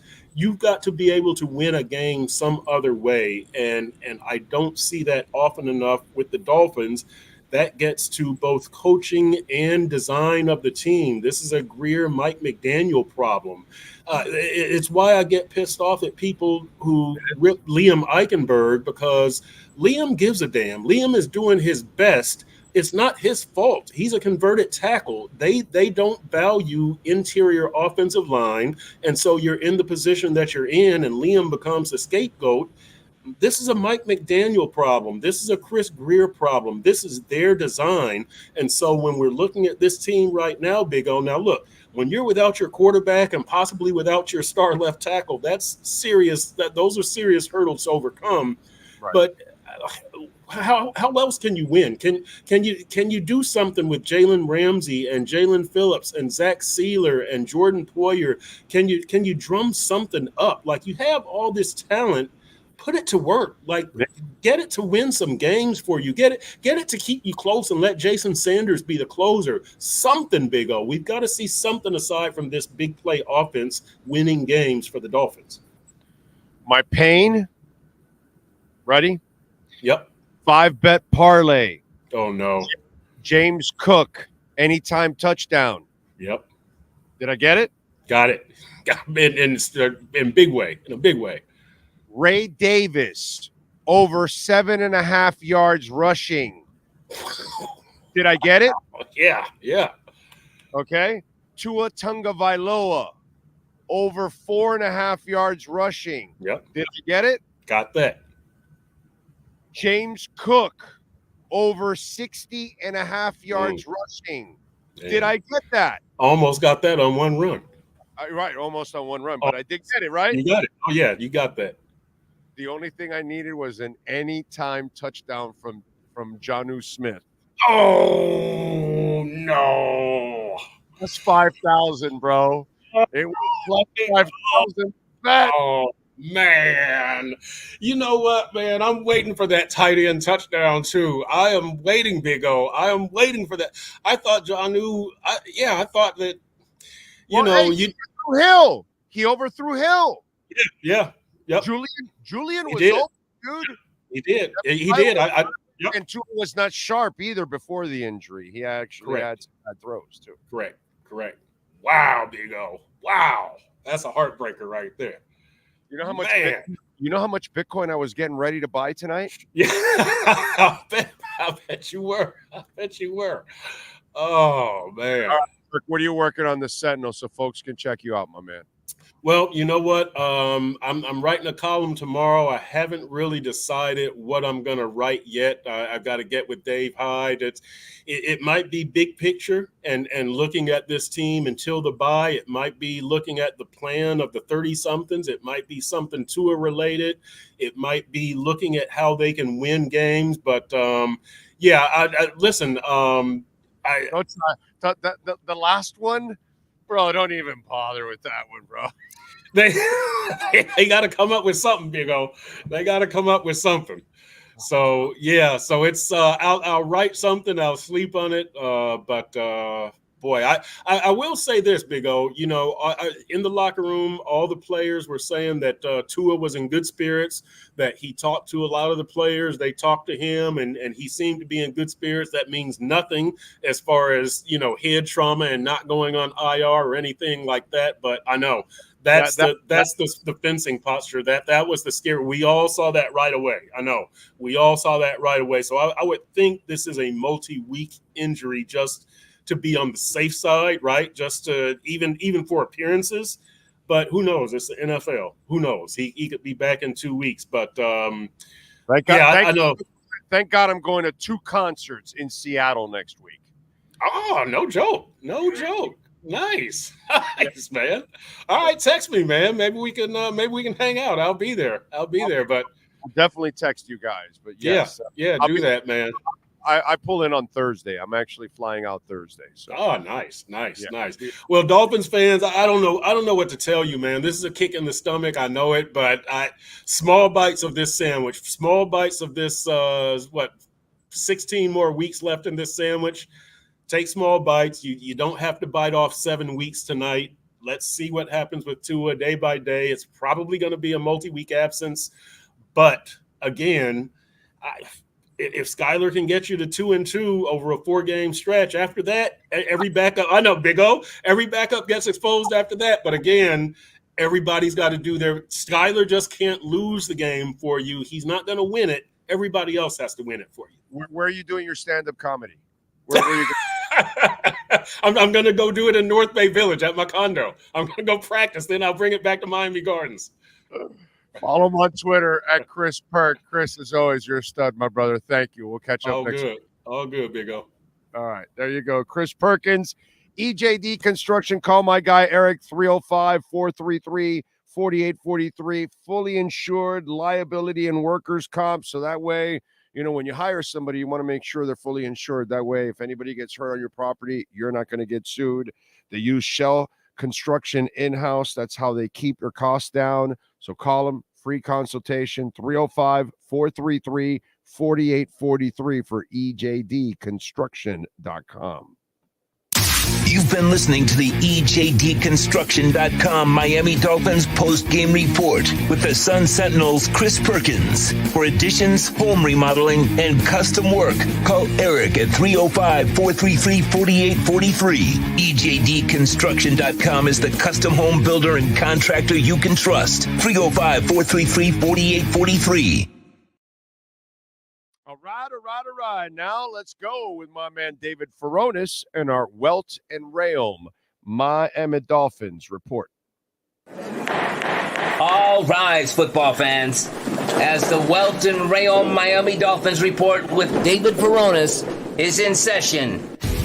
Welton Rayom has more than 62 years of litigation experience handling insurance disputes. They are committed to resolving even the toughest insurance claims quickly. Call them for a free consultation. 954-966-4646. Here's Miami Dolphins insider David Furones. Wow, my brother. I mean, this, Perk was calling it a punch in the gut. No, it was a punch in my nuts. And my nuts are now all the way in my stomach right now. Okay, that's exactly what this was. This was devastation at its max, and it leads to a lot of pain now. Your thoughts on Tua Tagovailoa's future, because nobody's a bigger Tua believer than I am, and I still believe he can be a great passer in this league. But physically, I am convinced now that he cannot play this game because he ran into that and cuts himself. He Gus Perot that shit into a wall, and I think he's done. That's just me.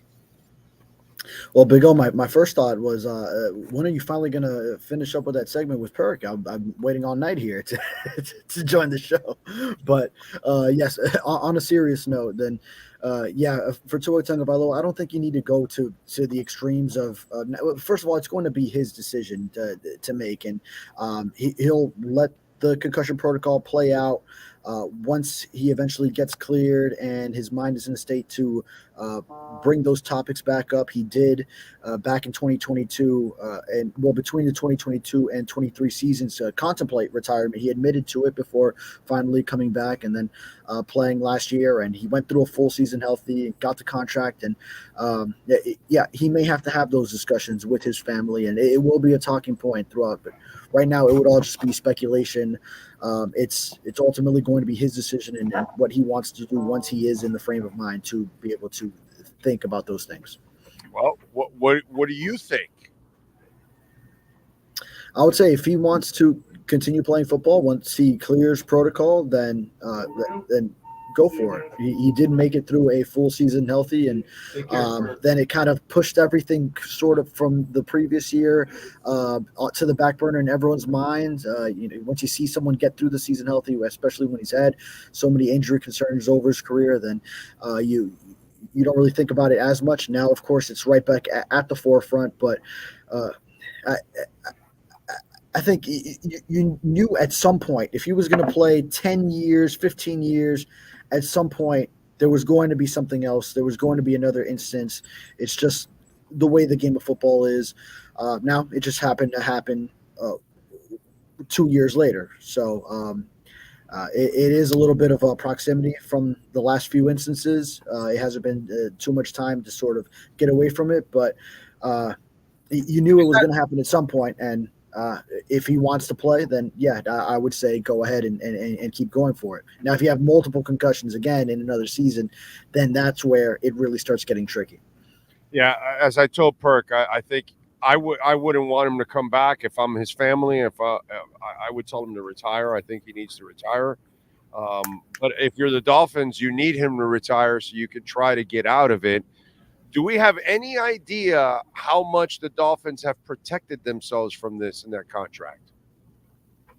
Yeah, those are some details that I think we'll be researching now, delving into those contract details going in.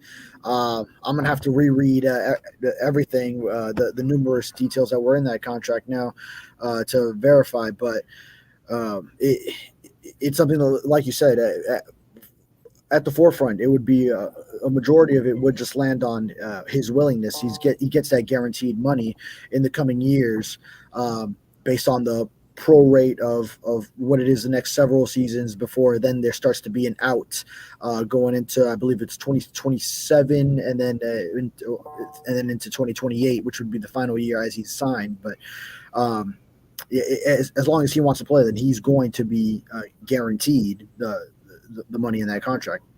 Yeah, no, I know that, but that's why I it'd be interesting to see. They had to have agreed on something to protect themselves because of his, injury history. Okay, so I wouldn't be surprised. Yeah. So I ask you this: I think Garoppolo is with the Rams, right? I think he might be even on a PED suspension, actually. Tom Brady's out there. He's broadcasting. I doubt he's going to come out of the broadcast booth. They can't block. Joe Flacco.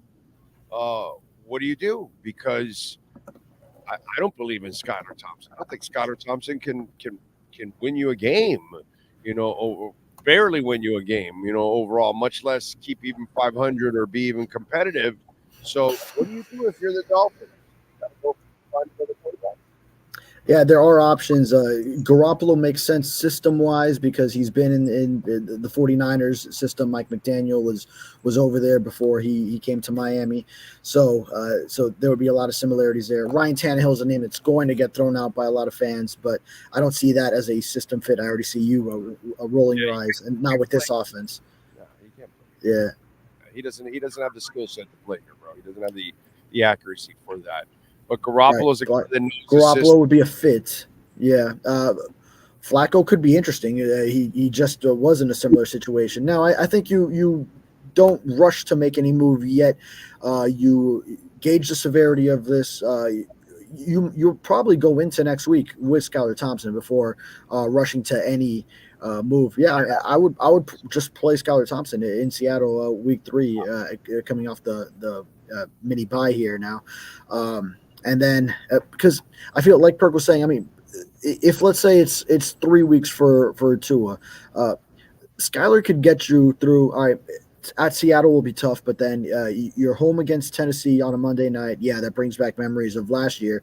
But the Dolphins have enough talent where they should win that game at home either way. And then you got the Patriots week 5 before your bye.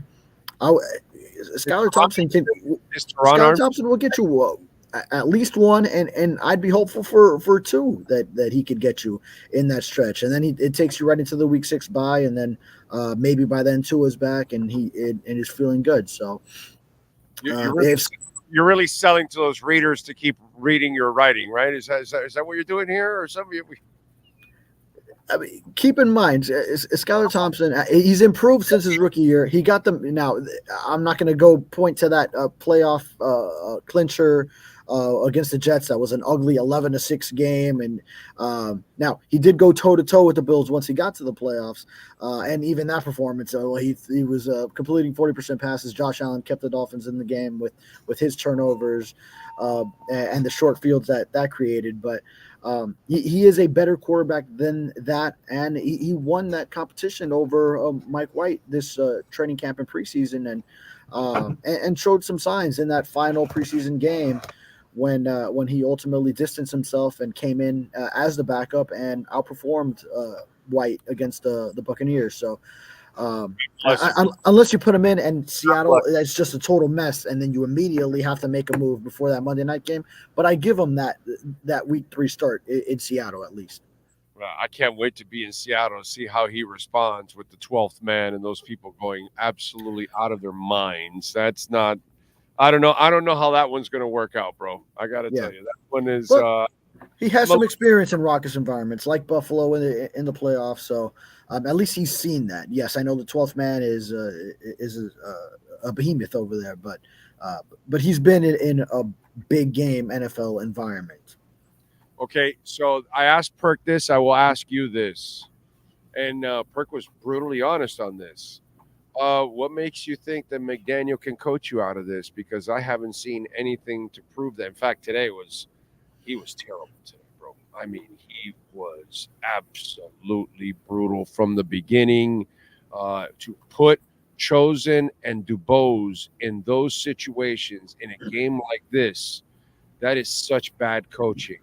It's beyond me that you would actually put those two young men who barely been here and really don't have the chemistry, and put them in such important positions. I just thought that was, there's a lot of other shit that went on today, but what gives you hope with Mike McDaniel, bro? He doesn't look like he's the guy that can, like Spo, I know can coach out of adversity, and Jim Larinaga and Paul Boudreau and shit. I haven't seen that from this guy. Yeah, that'll be the challenge that faces him. And I know you're proud of me that I actually I asked Mike McDaniel that question about that first interception and why. I posed it as why Tyreek Hill and Jalen Waddle weren't on the field. I could have gone the other way too and said, why is it that Grant Dubose, Robbie Chosen, and Braxton Berrios are your 3 wide receivers? However, I could have framed it. It's just, on a 3rd and 13 early in the game, why are you giving Tua them as the options? And I think it was them with Jonnu Smith, who would be your receiving tight end. I get that, and Devon Achane, who can catch the ball out of the backfield. But and then that's Grant Dubose's first target, NFL regular season target in a game. A ball was a little bit behind him, was what Mike alluded to, but still something that. He head turned, it hit off his shoulder pad, intercepted. You can't go into that situation against that defense, team that's had your number, and put those kind of newcomers that Dubose only been a couple of weeks. Dude, it's unfair to the kid. It's unfair to Grant Dubose to put him in that position, and it's terrible coaching on your part, man. Come on, you guys. I really don't. And then Robbie Chosen. It looked to me like Robbie Chosen didn't run the route deep enough. That's kind of what it looked like, because, man, Tua was completely off. Now, he was off with Julian Hill, too. You know what I mean? Tua didn't have a good day either passing, by the way. It wasn't like, he was smoking hot until the concussion. He wasn't playing well either today. No, absolutely not. And actually, that was so that second interception, that was something I took down as a note to ask post-game to Tua, but of course, he wasn't speaking after suffering the concussion. So, I also wish I could have gotten an answer on that interception. Couldn't get it to Mike with already asking about the first one and why those receivers were on the field. So tight time constraints. But yeah, I would imagine it was a miscommunication that Robbie Chosen ran the wrong route would be my guess. I would trust in what appears to be a miscommunication that Tua probably threw what he was expecting, and that Robbie Chosen ran what was incorrect for that call. Now, where Chosen ran, he was open there, and Tua was actually overthrowing into where the safety was. So if he was expecting Chosen to go that way, then he would have been leading him right into the over-the-top safety. But he's in front of the safety. If he goes deeper, he's supposed to, but whatever. I don't know. Either way, Tua was off, but just these are not the people you put in a game like this in these moments that you need this game badly. Your team needs it. Bro, use your best people overall in order to get it done. And that's the part that's unacceptable.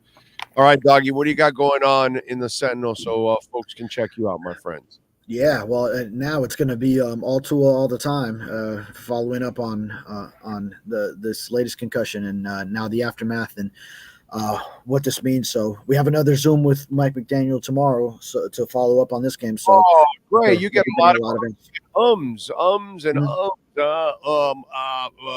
It looked like he was about to cry on the sidelines at the end there. Yeah, well, Mike is an emotional guy, so I can imagine the feeling for his quarterback. And now you're probably talking about a situation within the game, but yeah. I mean, he also felt a lot for Tyreek Hill earlier this week after the detainment and all the aftermath with that. So, You think Stephen takes Ross? it to heart. You think Stephen Ross is regretting that extension because it made no sense to give him an extension? You had him under contract. He hasn't proven that he could win. So why didn't you wait for this season to give him the contract at the end of the year? I get the optics, but right now, if you're the front office and you're the owner, you're regretting that extension to Mike McDaniel.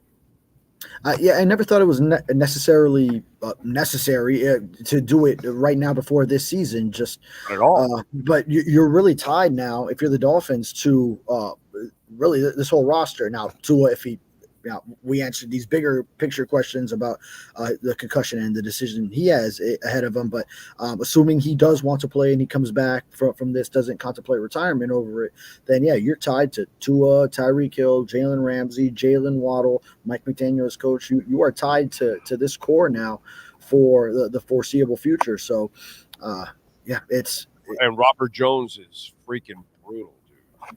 Brutal.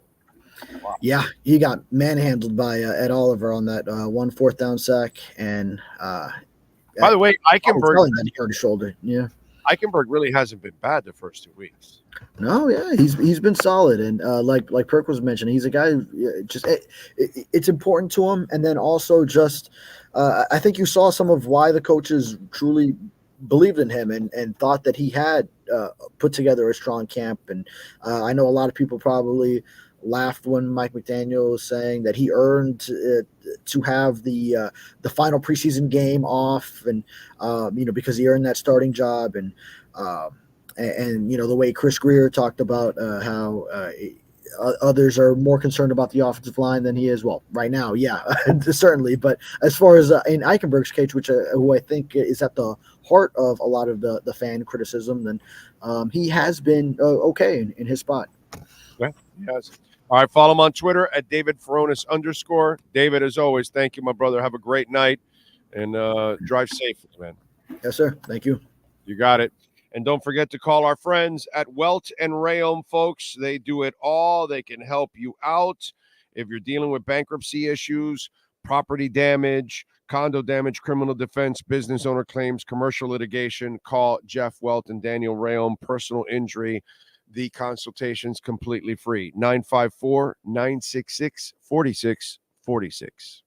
This has been another session of the Welton Rayom Miami Dolphins Report with David Furones. At Welton Rayom, they don't get paid unless you win. They handle complex personal injury claims caused by the fault of another in both state and federal courts. They handle auto, trucking, motorcycle slip and fall, and bicycle accidents. Call 954-966-4646. Welton Rayom can help. Cash App and Venmo at Cash Big O Show. That's Cash Big O Show, Cash App or Venmo, and you can make a Bitcoin donation. Franklin Monjares, thank you, sir. He says, at least my hope died early this year. Thank you for the Venmo. Peter German, problem 1, Tua is not your teammate. He is your player. 2, you need to stop talking crap and get an offensive coordinator that allows you to try to be a coach. Yeah, and I don't think that's going to end up happening, Peter. You know that? I don't think they'll do that.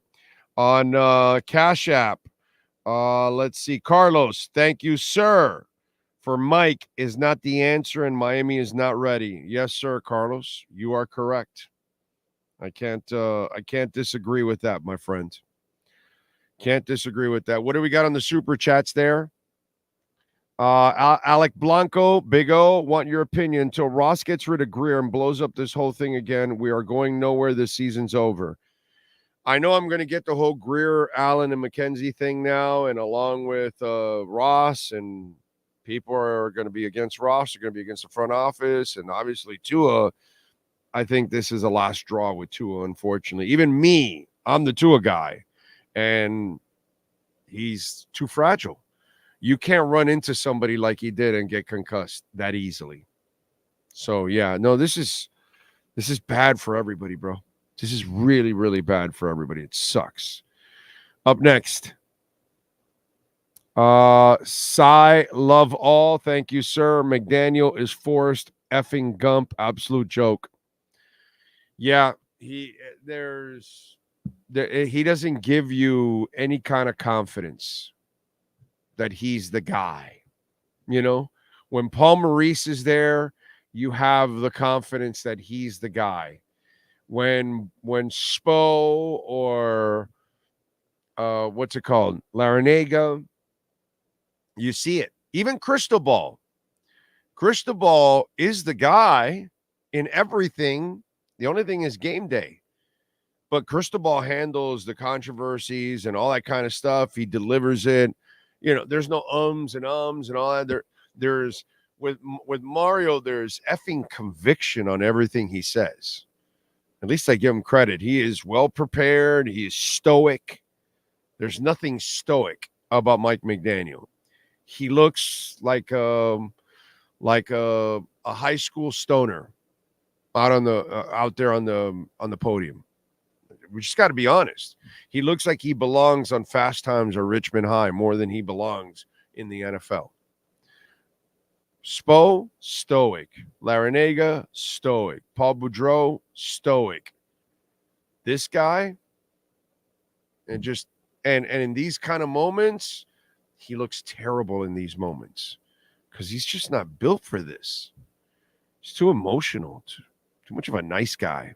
Next up, Bobby, does Greer keep his job with the obvious deficiencies on the O&D line? I think everybody keeps their jobs and they come back on the hot seat next year. That's kind of the way it goes.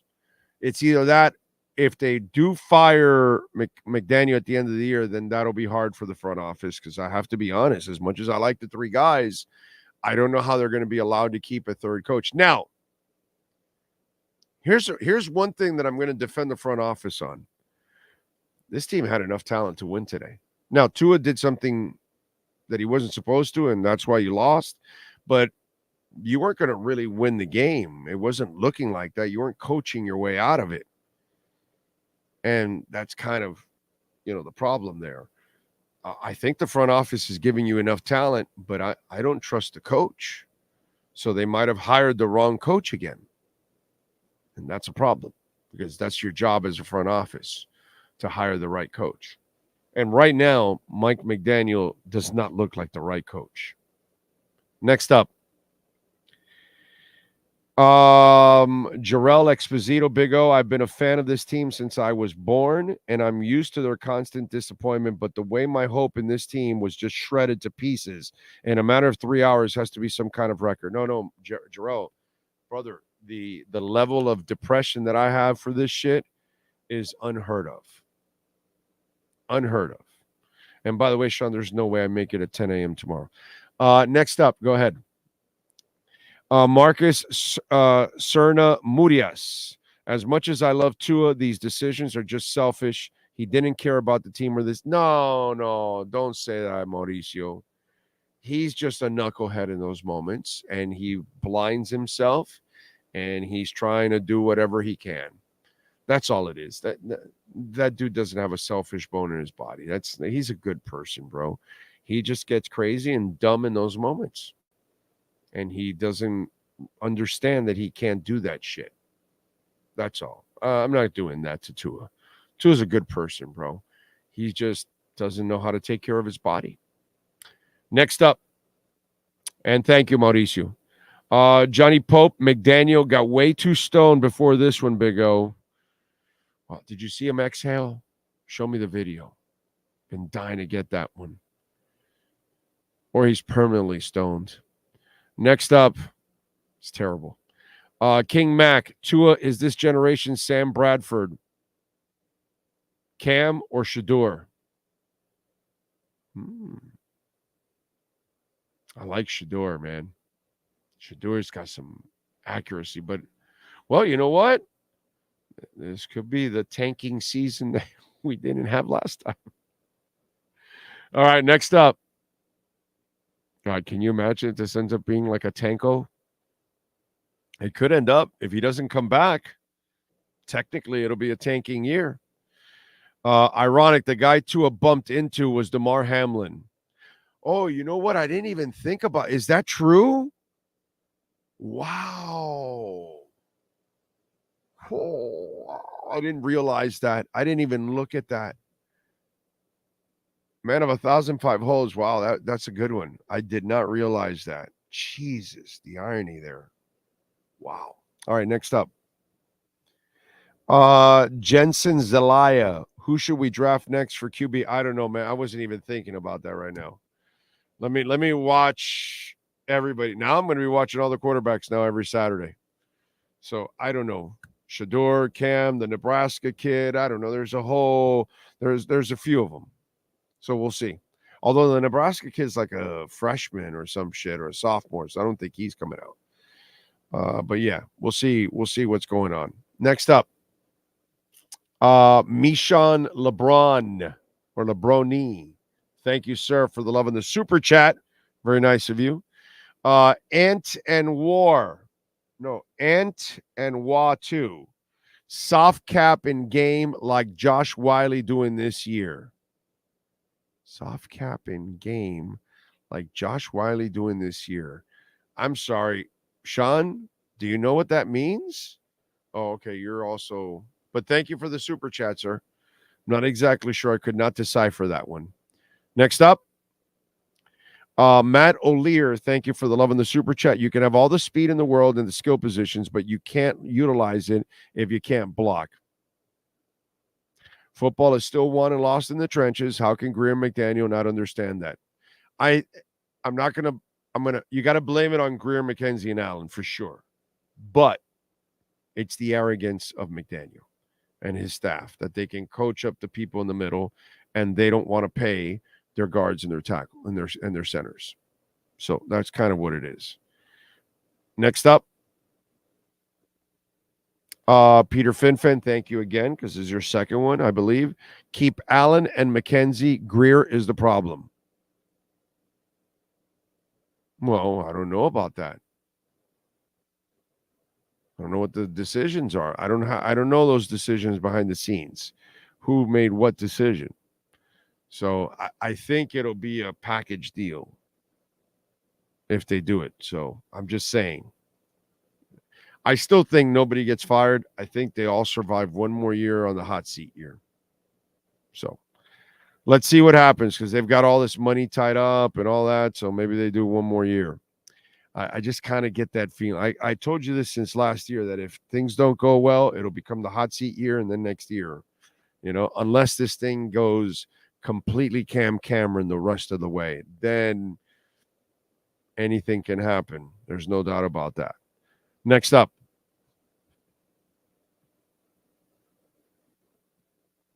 special needs fitness guru again. Thank you, sir. The defensive coordinator hiring is also a bad move. The defense has played bad so far through 2 games. Yes. Now, I can't call it a bad hire because he's new. It's only 2 weeks. It's hard for me to do that. I got to give him time. With McDaniel, this is 3 years. This is going into his 3rd year. I've seen a lot of this shit repeat itself. So that's what's,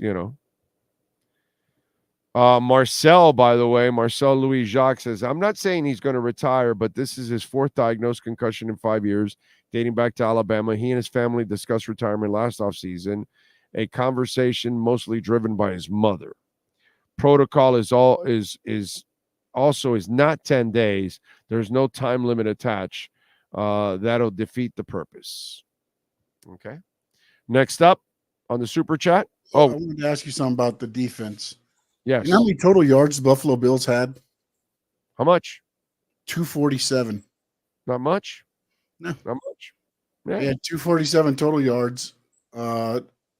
The problem was it was a 5.5 yard per average. Right. We gave up the pick six and the two short fields in the first two scores. Yeah. So it wasn't really. The Dolphins out yardaged them 351 to 247. Right. 20 first downs for the Dolphins, 15 for the Bills. Well, they didn't need it. They had short fields. Yeah, the Bills were 3 for 9 on third down. Right. 1 for 1 on fourth down. So yeah, defense wasn't that bad. I'm not ready to give. It's only 2 games for Weaver. I'm pissed at Mike McDaniel. I thought he did a shit job with his offense. Next up. And I'm pretty close to I'm done with McDaniel pretty much. I'm pretty close to that.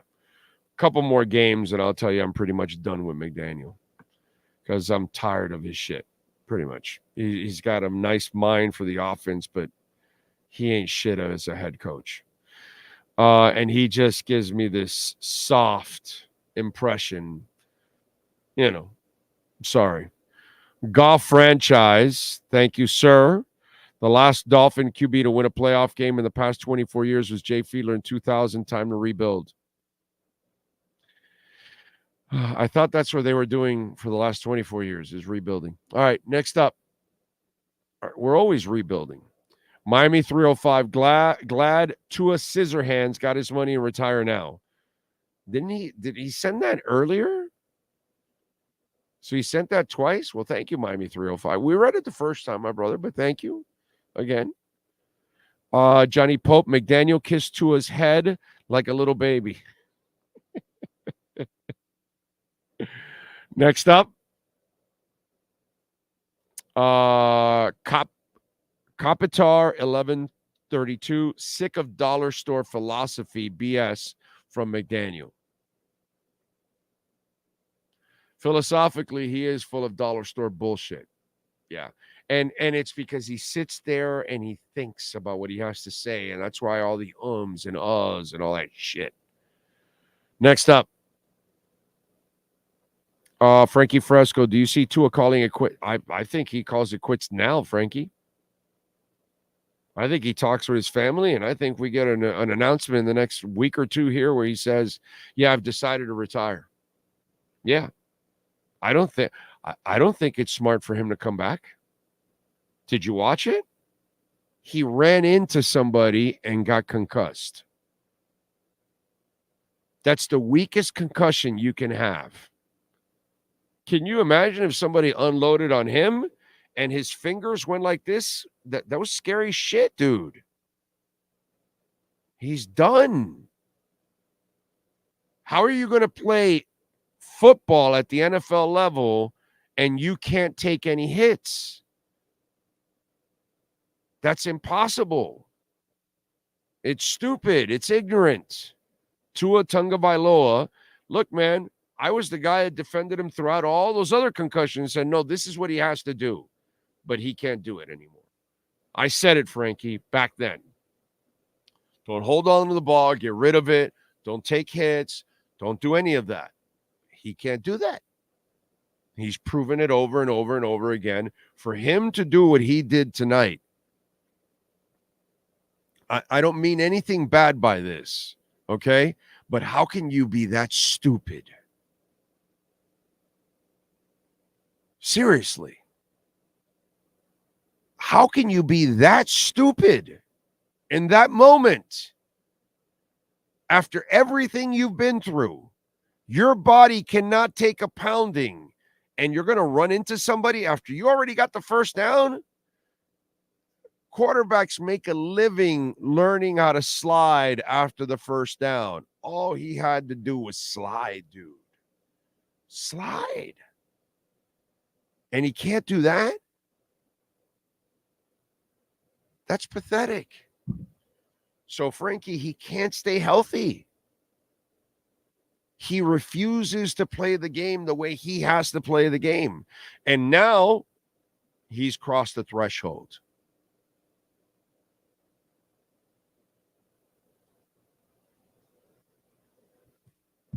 I don't see any reason why he should continue playing his career. He needs to retire right away. right away. He has no business coming back to football anymore. He did it. He tried it. He went through several concussions, and now he failed again. And he failed. He did it to himself again, like he normally does, because he plays reckless. So he must quit football. He must quit football. Please smash the hell out of the like button. Smash it, smash it, smash it. You guys can get us to 1,000. Next up, Sean. Jay Luna, you're the same guy that raved about I love the front office. I do love the front office. There's no doubt about it. Do love the front office. What can I tell you? Hasn't worked out.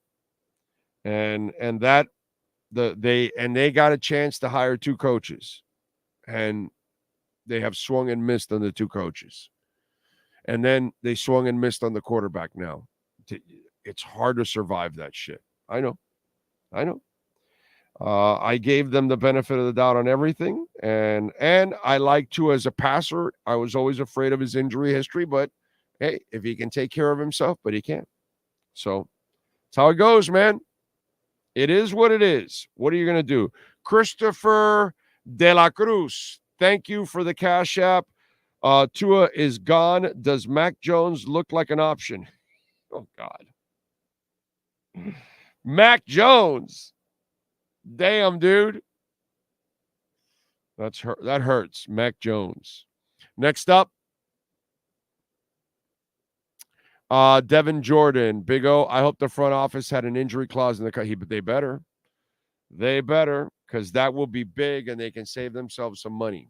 And then the only bright side of this, Devin, which it'll be a painful one, but we can't talk about this yet, and nobody's going to talk about it in person, but we know this. The same front office and ownership tried to tank a few years back. The coach wasn't with it.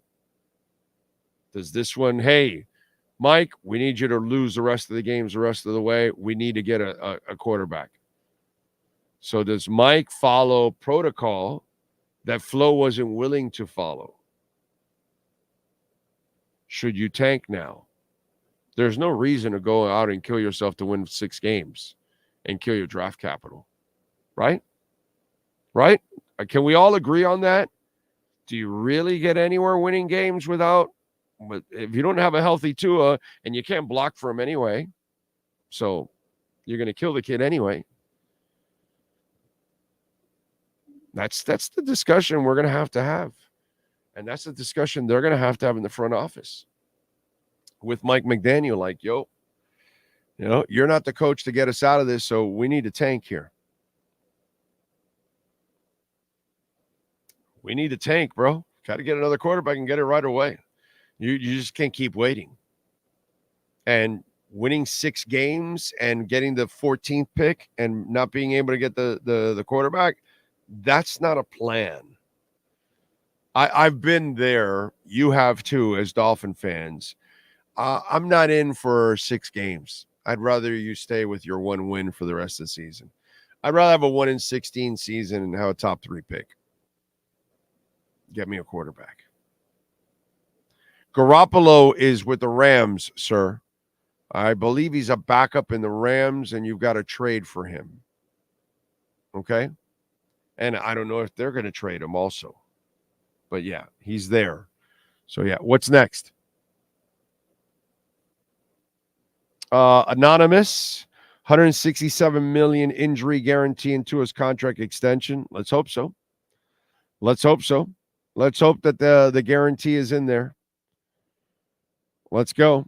Let's hope they protected themselves, because if they have to give up a ton of money without any protection, that'll be an even worse look. Johnny Pope. T was Tua Trent Green, Pat White, Dolphins moment sad. Yeah. This was Tua's Trent Green, Pat White, Dolphins moment sad. Yes, Johnny Pope. Yes. Yes, now I understood what you were talking about. Yes, and thank you for the super chat, sir. Very kind of you. Next up, Peter Finfan again. Sign Garoppolo tomorrow. You got to trade for Garoppolo. And he is serving a PED suspension. I don't know if it's 2 or 4 games or something like that. He's also serving a suspension. Next up. That's it? Okay. So, and you can somebody look it up for me. I think it's like a PED suspension. That's what I think it is. All right, folks. I want to thank everybody that tuned in. However you support our show, please visit our merchandise shop. Hit the QR code there. We got shirts and hats, all kinds of great stuff. Next week, we're going to be in Seattle. So we're going to be broadcasting our pre- and post-game show from the Cove. We'll be in Seattle starting on Thursday. We'll fly out there. So we'll be out there for a couple of days. So that'll be our first road trip. And thank God I'm going to go to a couple concerts. But anyway, we'll be back tomorrow morning. I doubt it at 10 a.m. What do you think, Sean? 11, noon? Noon? Can you do noon? I'll talk to you off there. All right, ladies and gentlemen. Suspended for the first two games, so he is available starting week 3. Oh, okay. So week 3 now he's starting to be available. Okay, so there you go. So now they can try to trade for him. That would be the guy to trade for. He's also injury prone. Thought I'd let you know. Anyway, we thank Sean Stanley, the man, the myth, the legend that masters this program, and thanks to all of you out there. We'll see you tomorrow morning at some time. Same place. Same bat channel. Pain, baby. Pain. You've been listening to our Dolphins post-game show with Big O. The broadcast is brought to you by Welton Rayom, Acura of Pembroke Pines, Hialeah Park Casino, RM Contractors, Toyota of Hollywood, Haineswear, Sloman's Home Security, BigCheeseMiami.com, EJD Construction. The broadcast is mastered by executive producer Sean Stanley. Thank you for supporting the platform and our fantastic sponsors. Go Fins!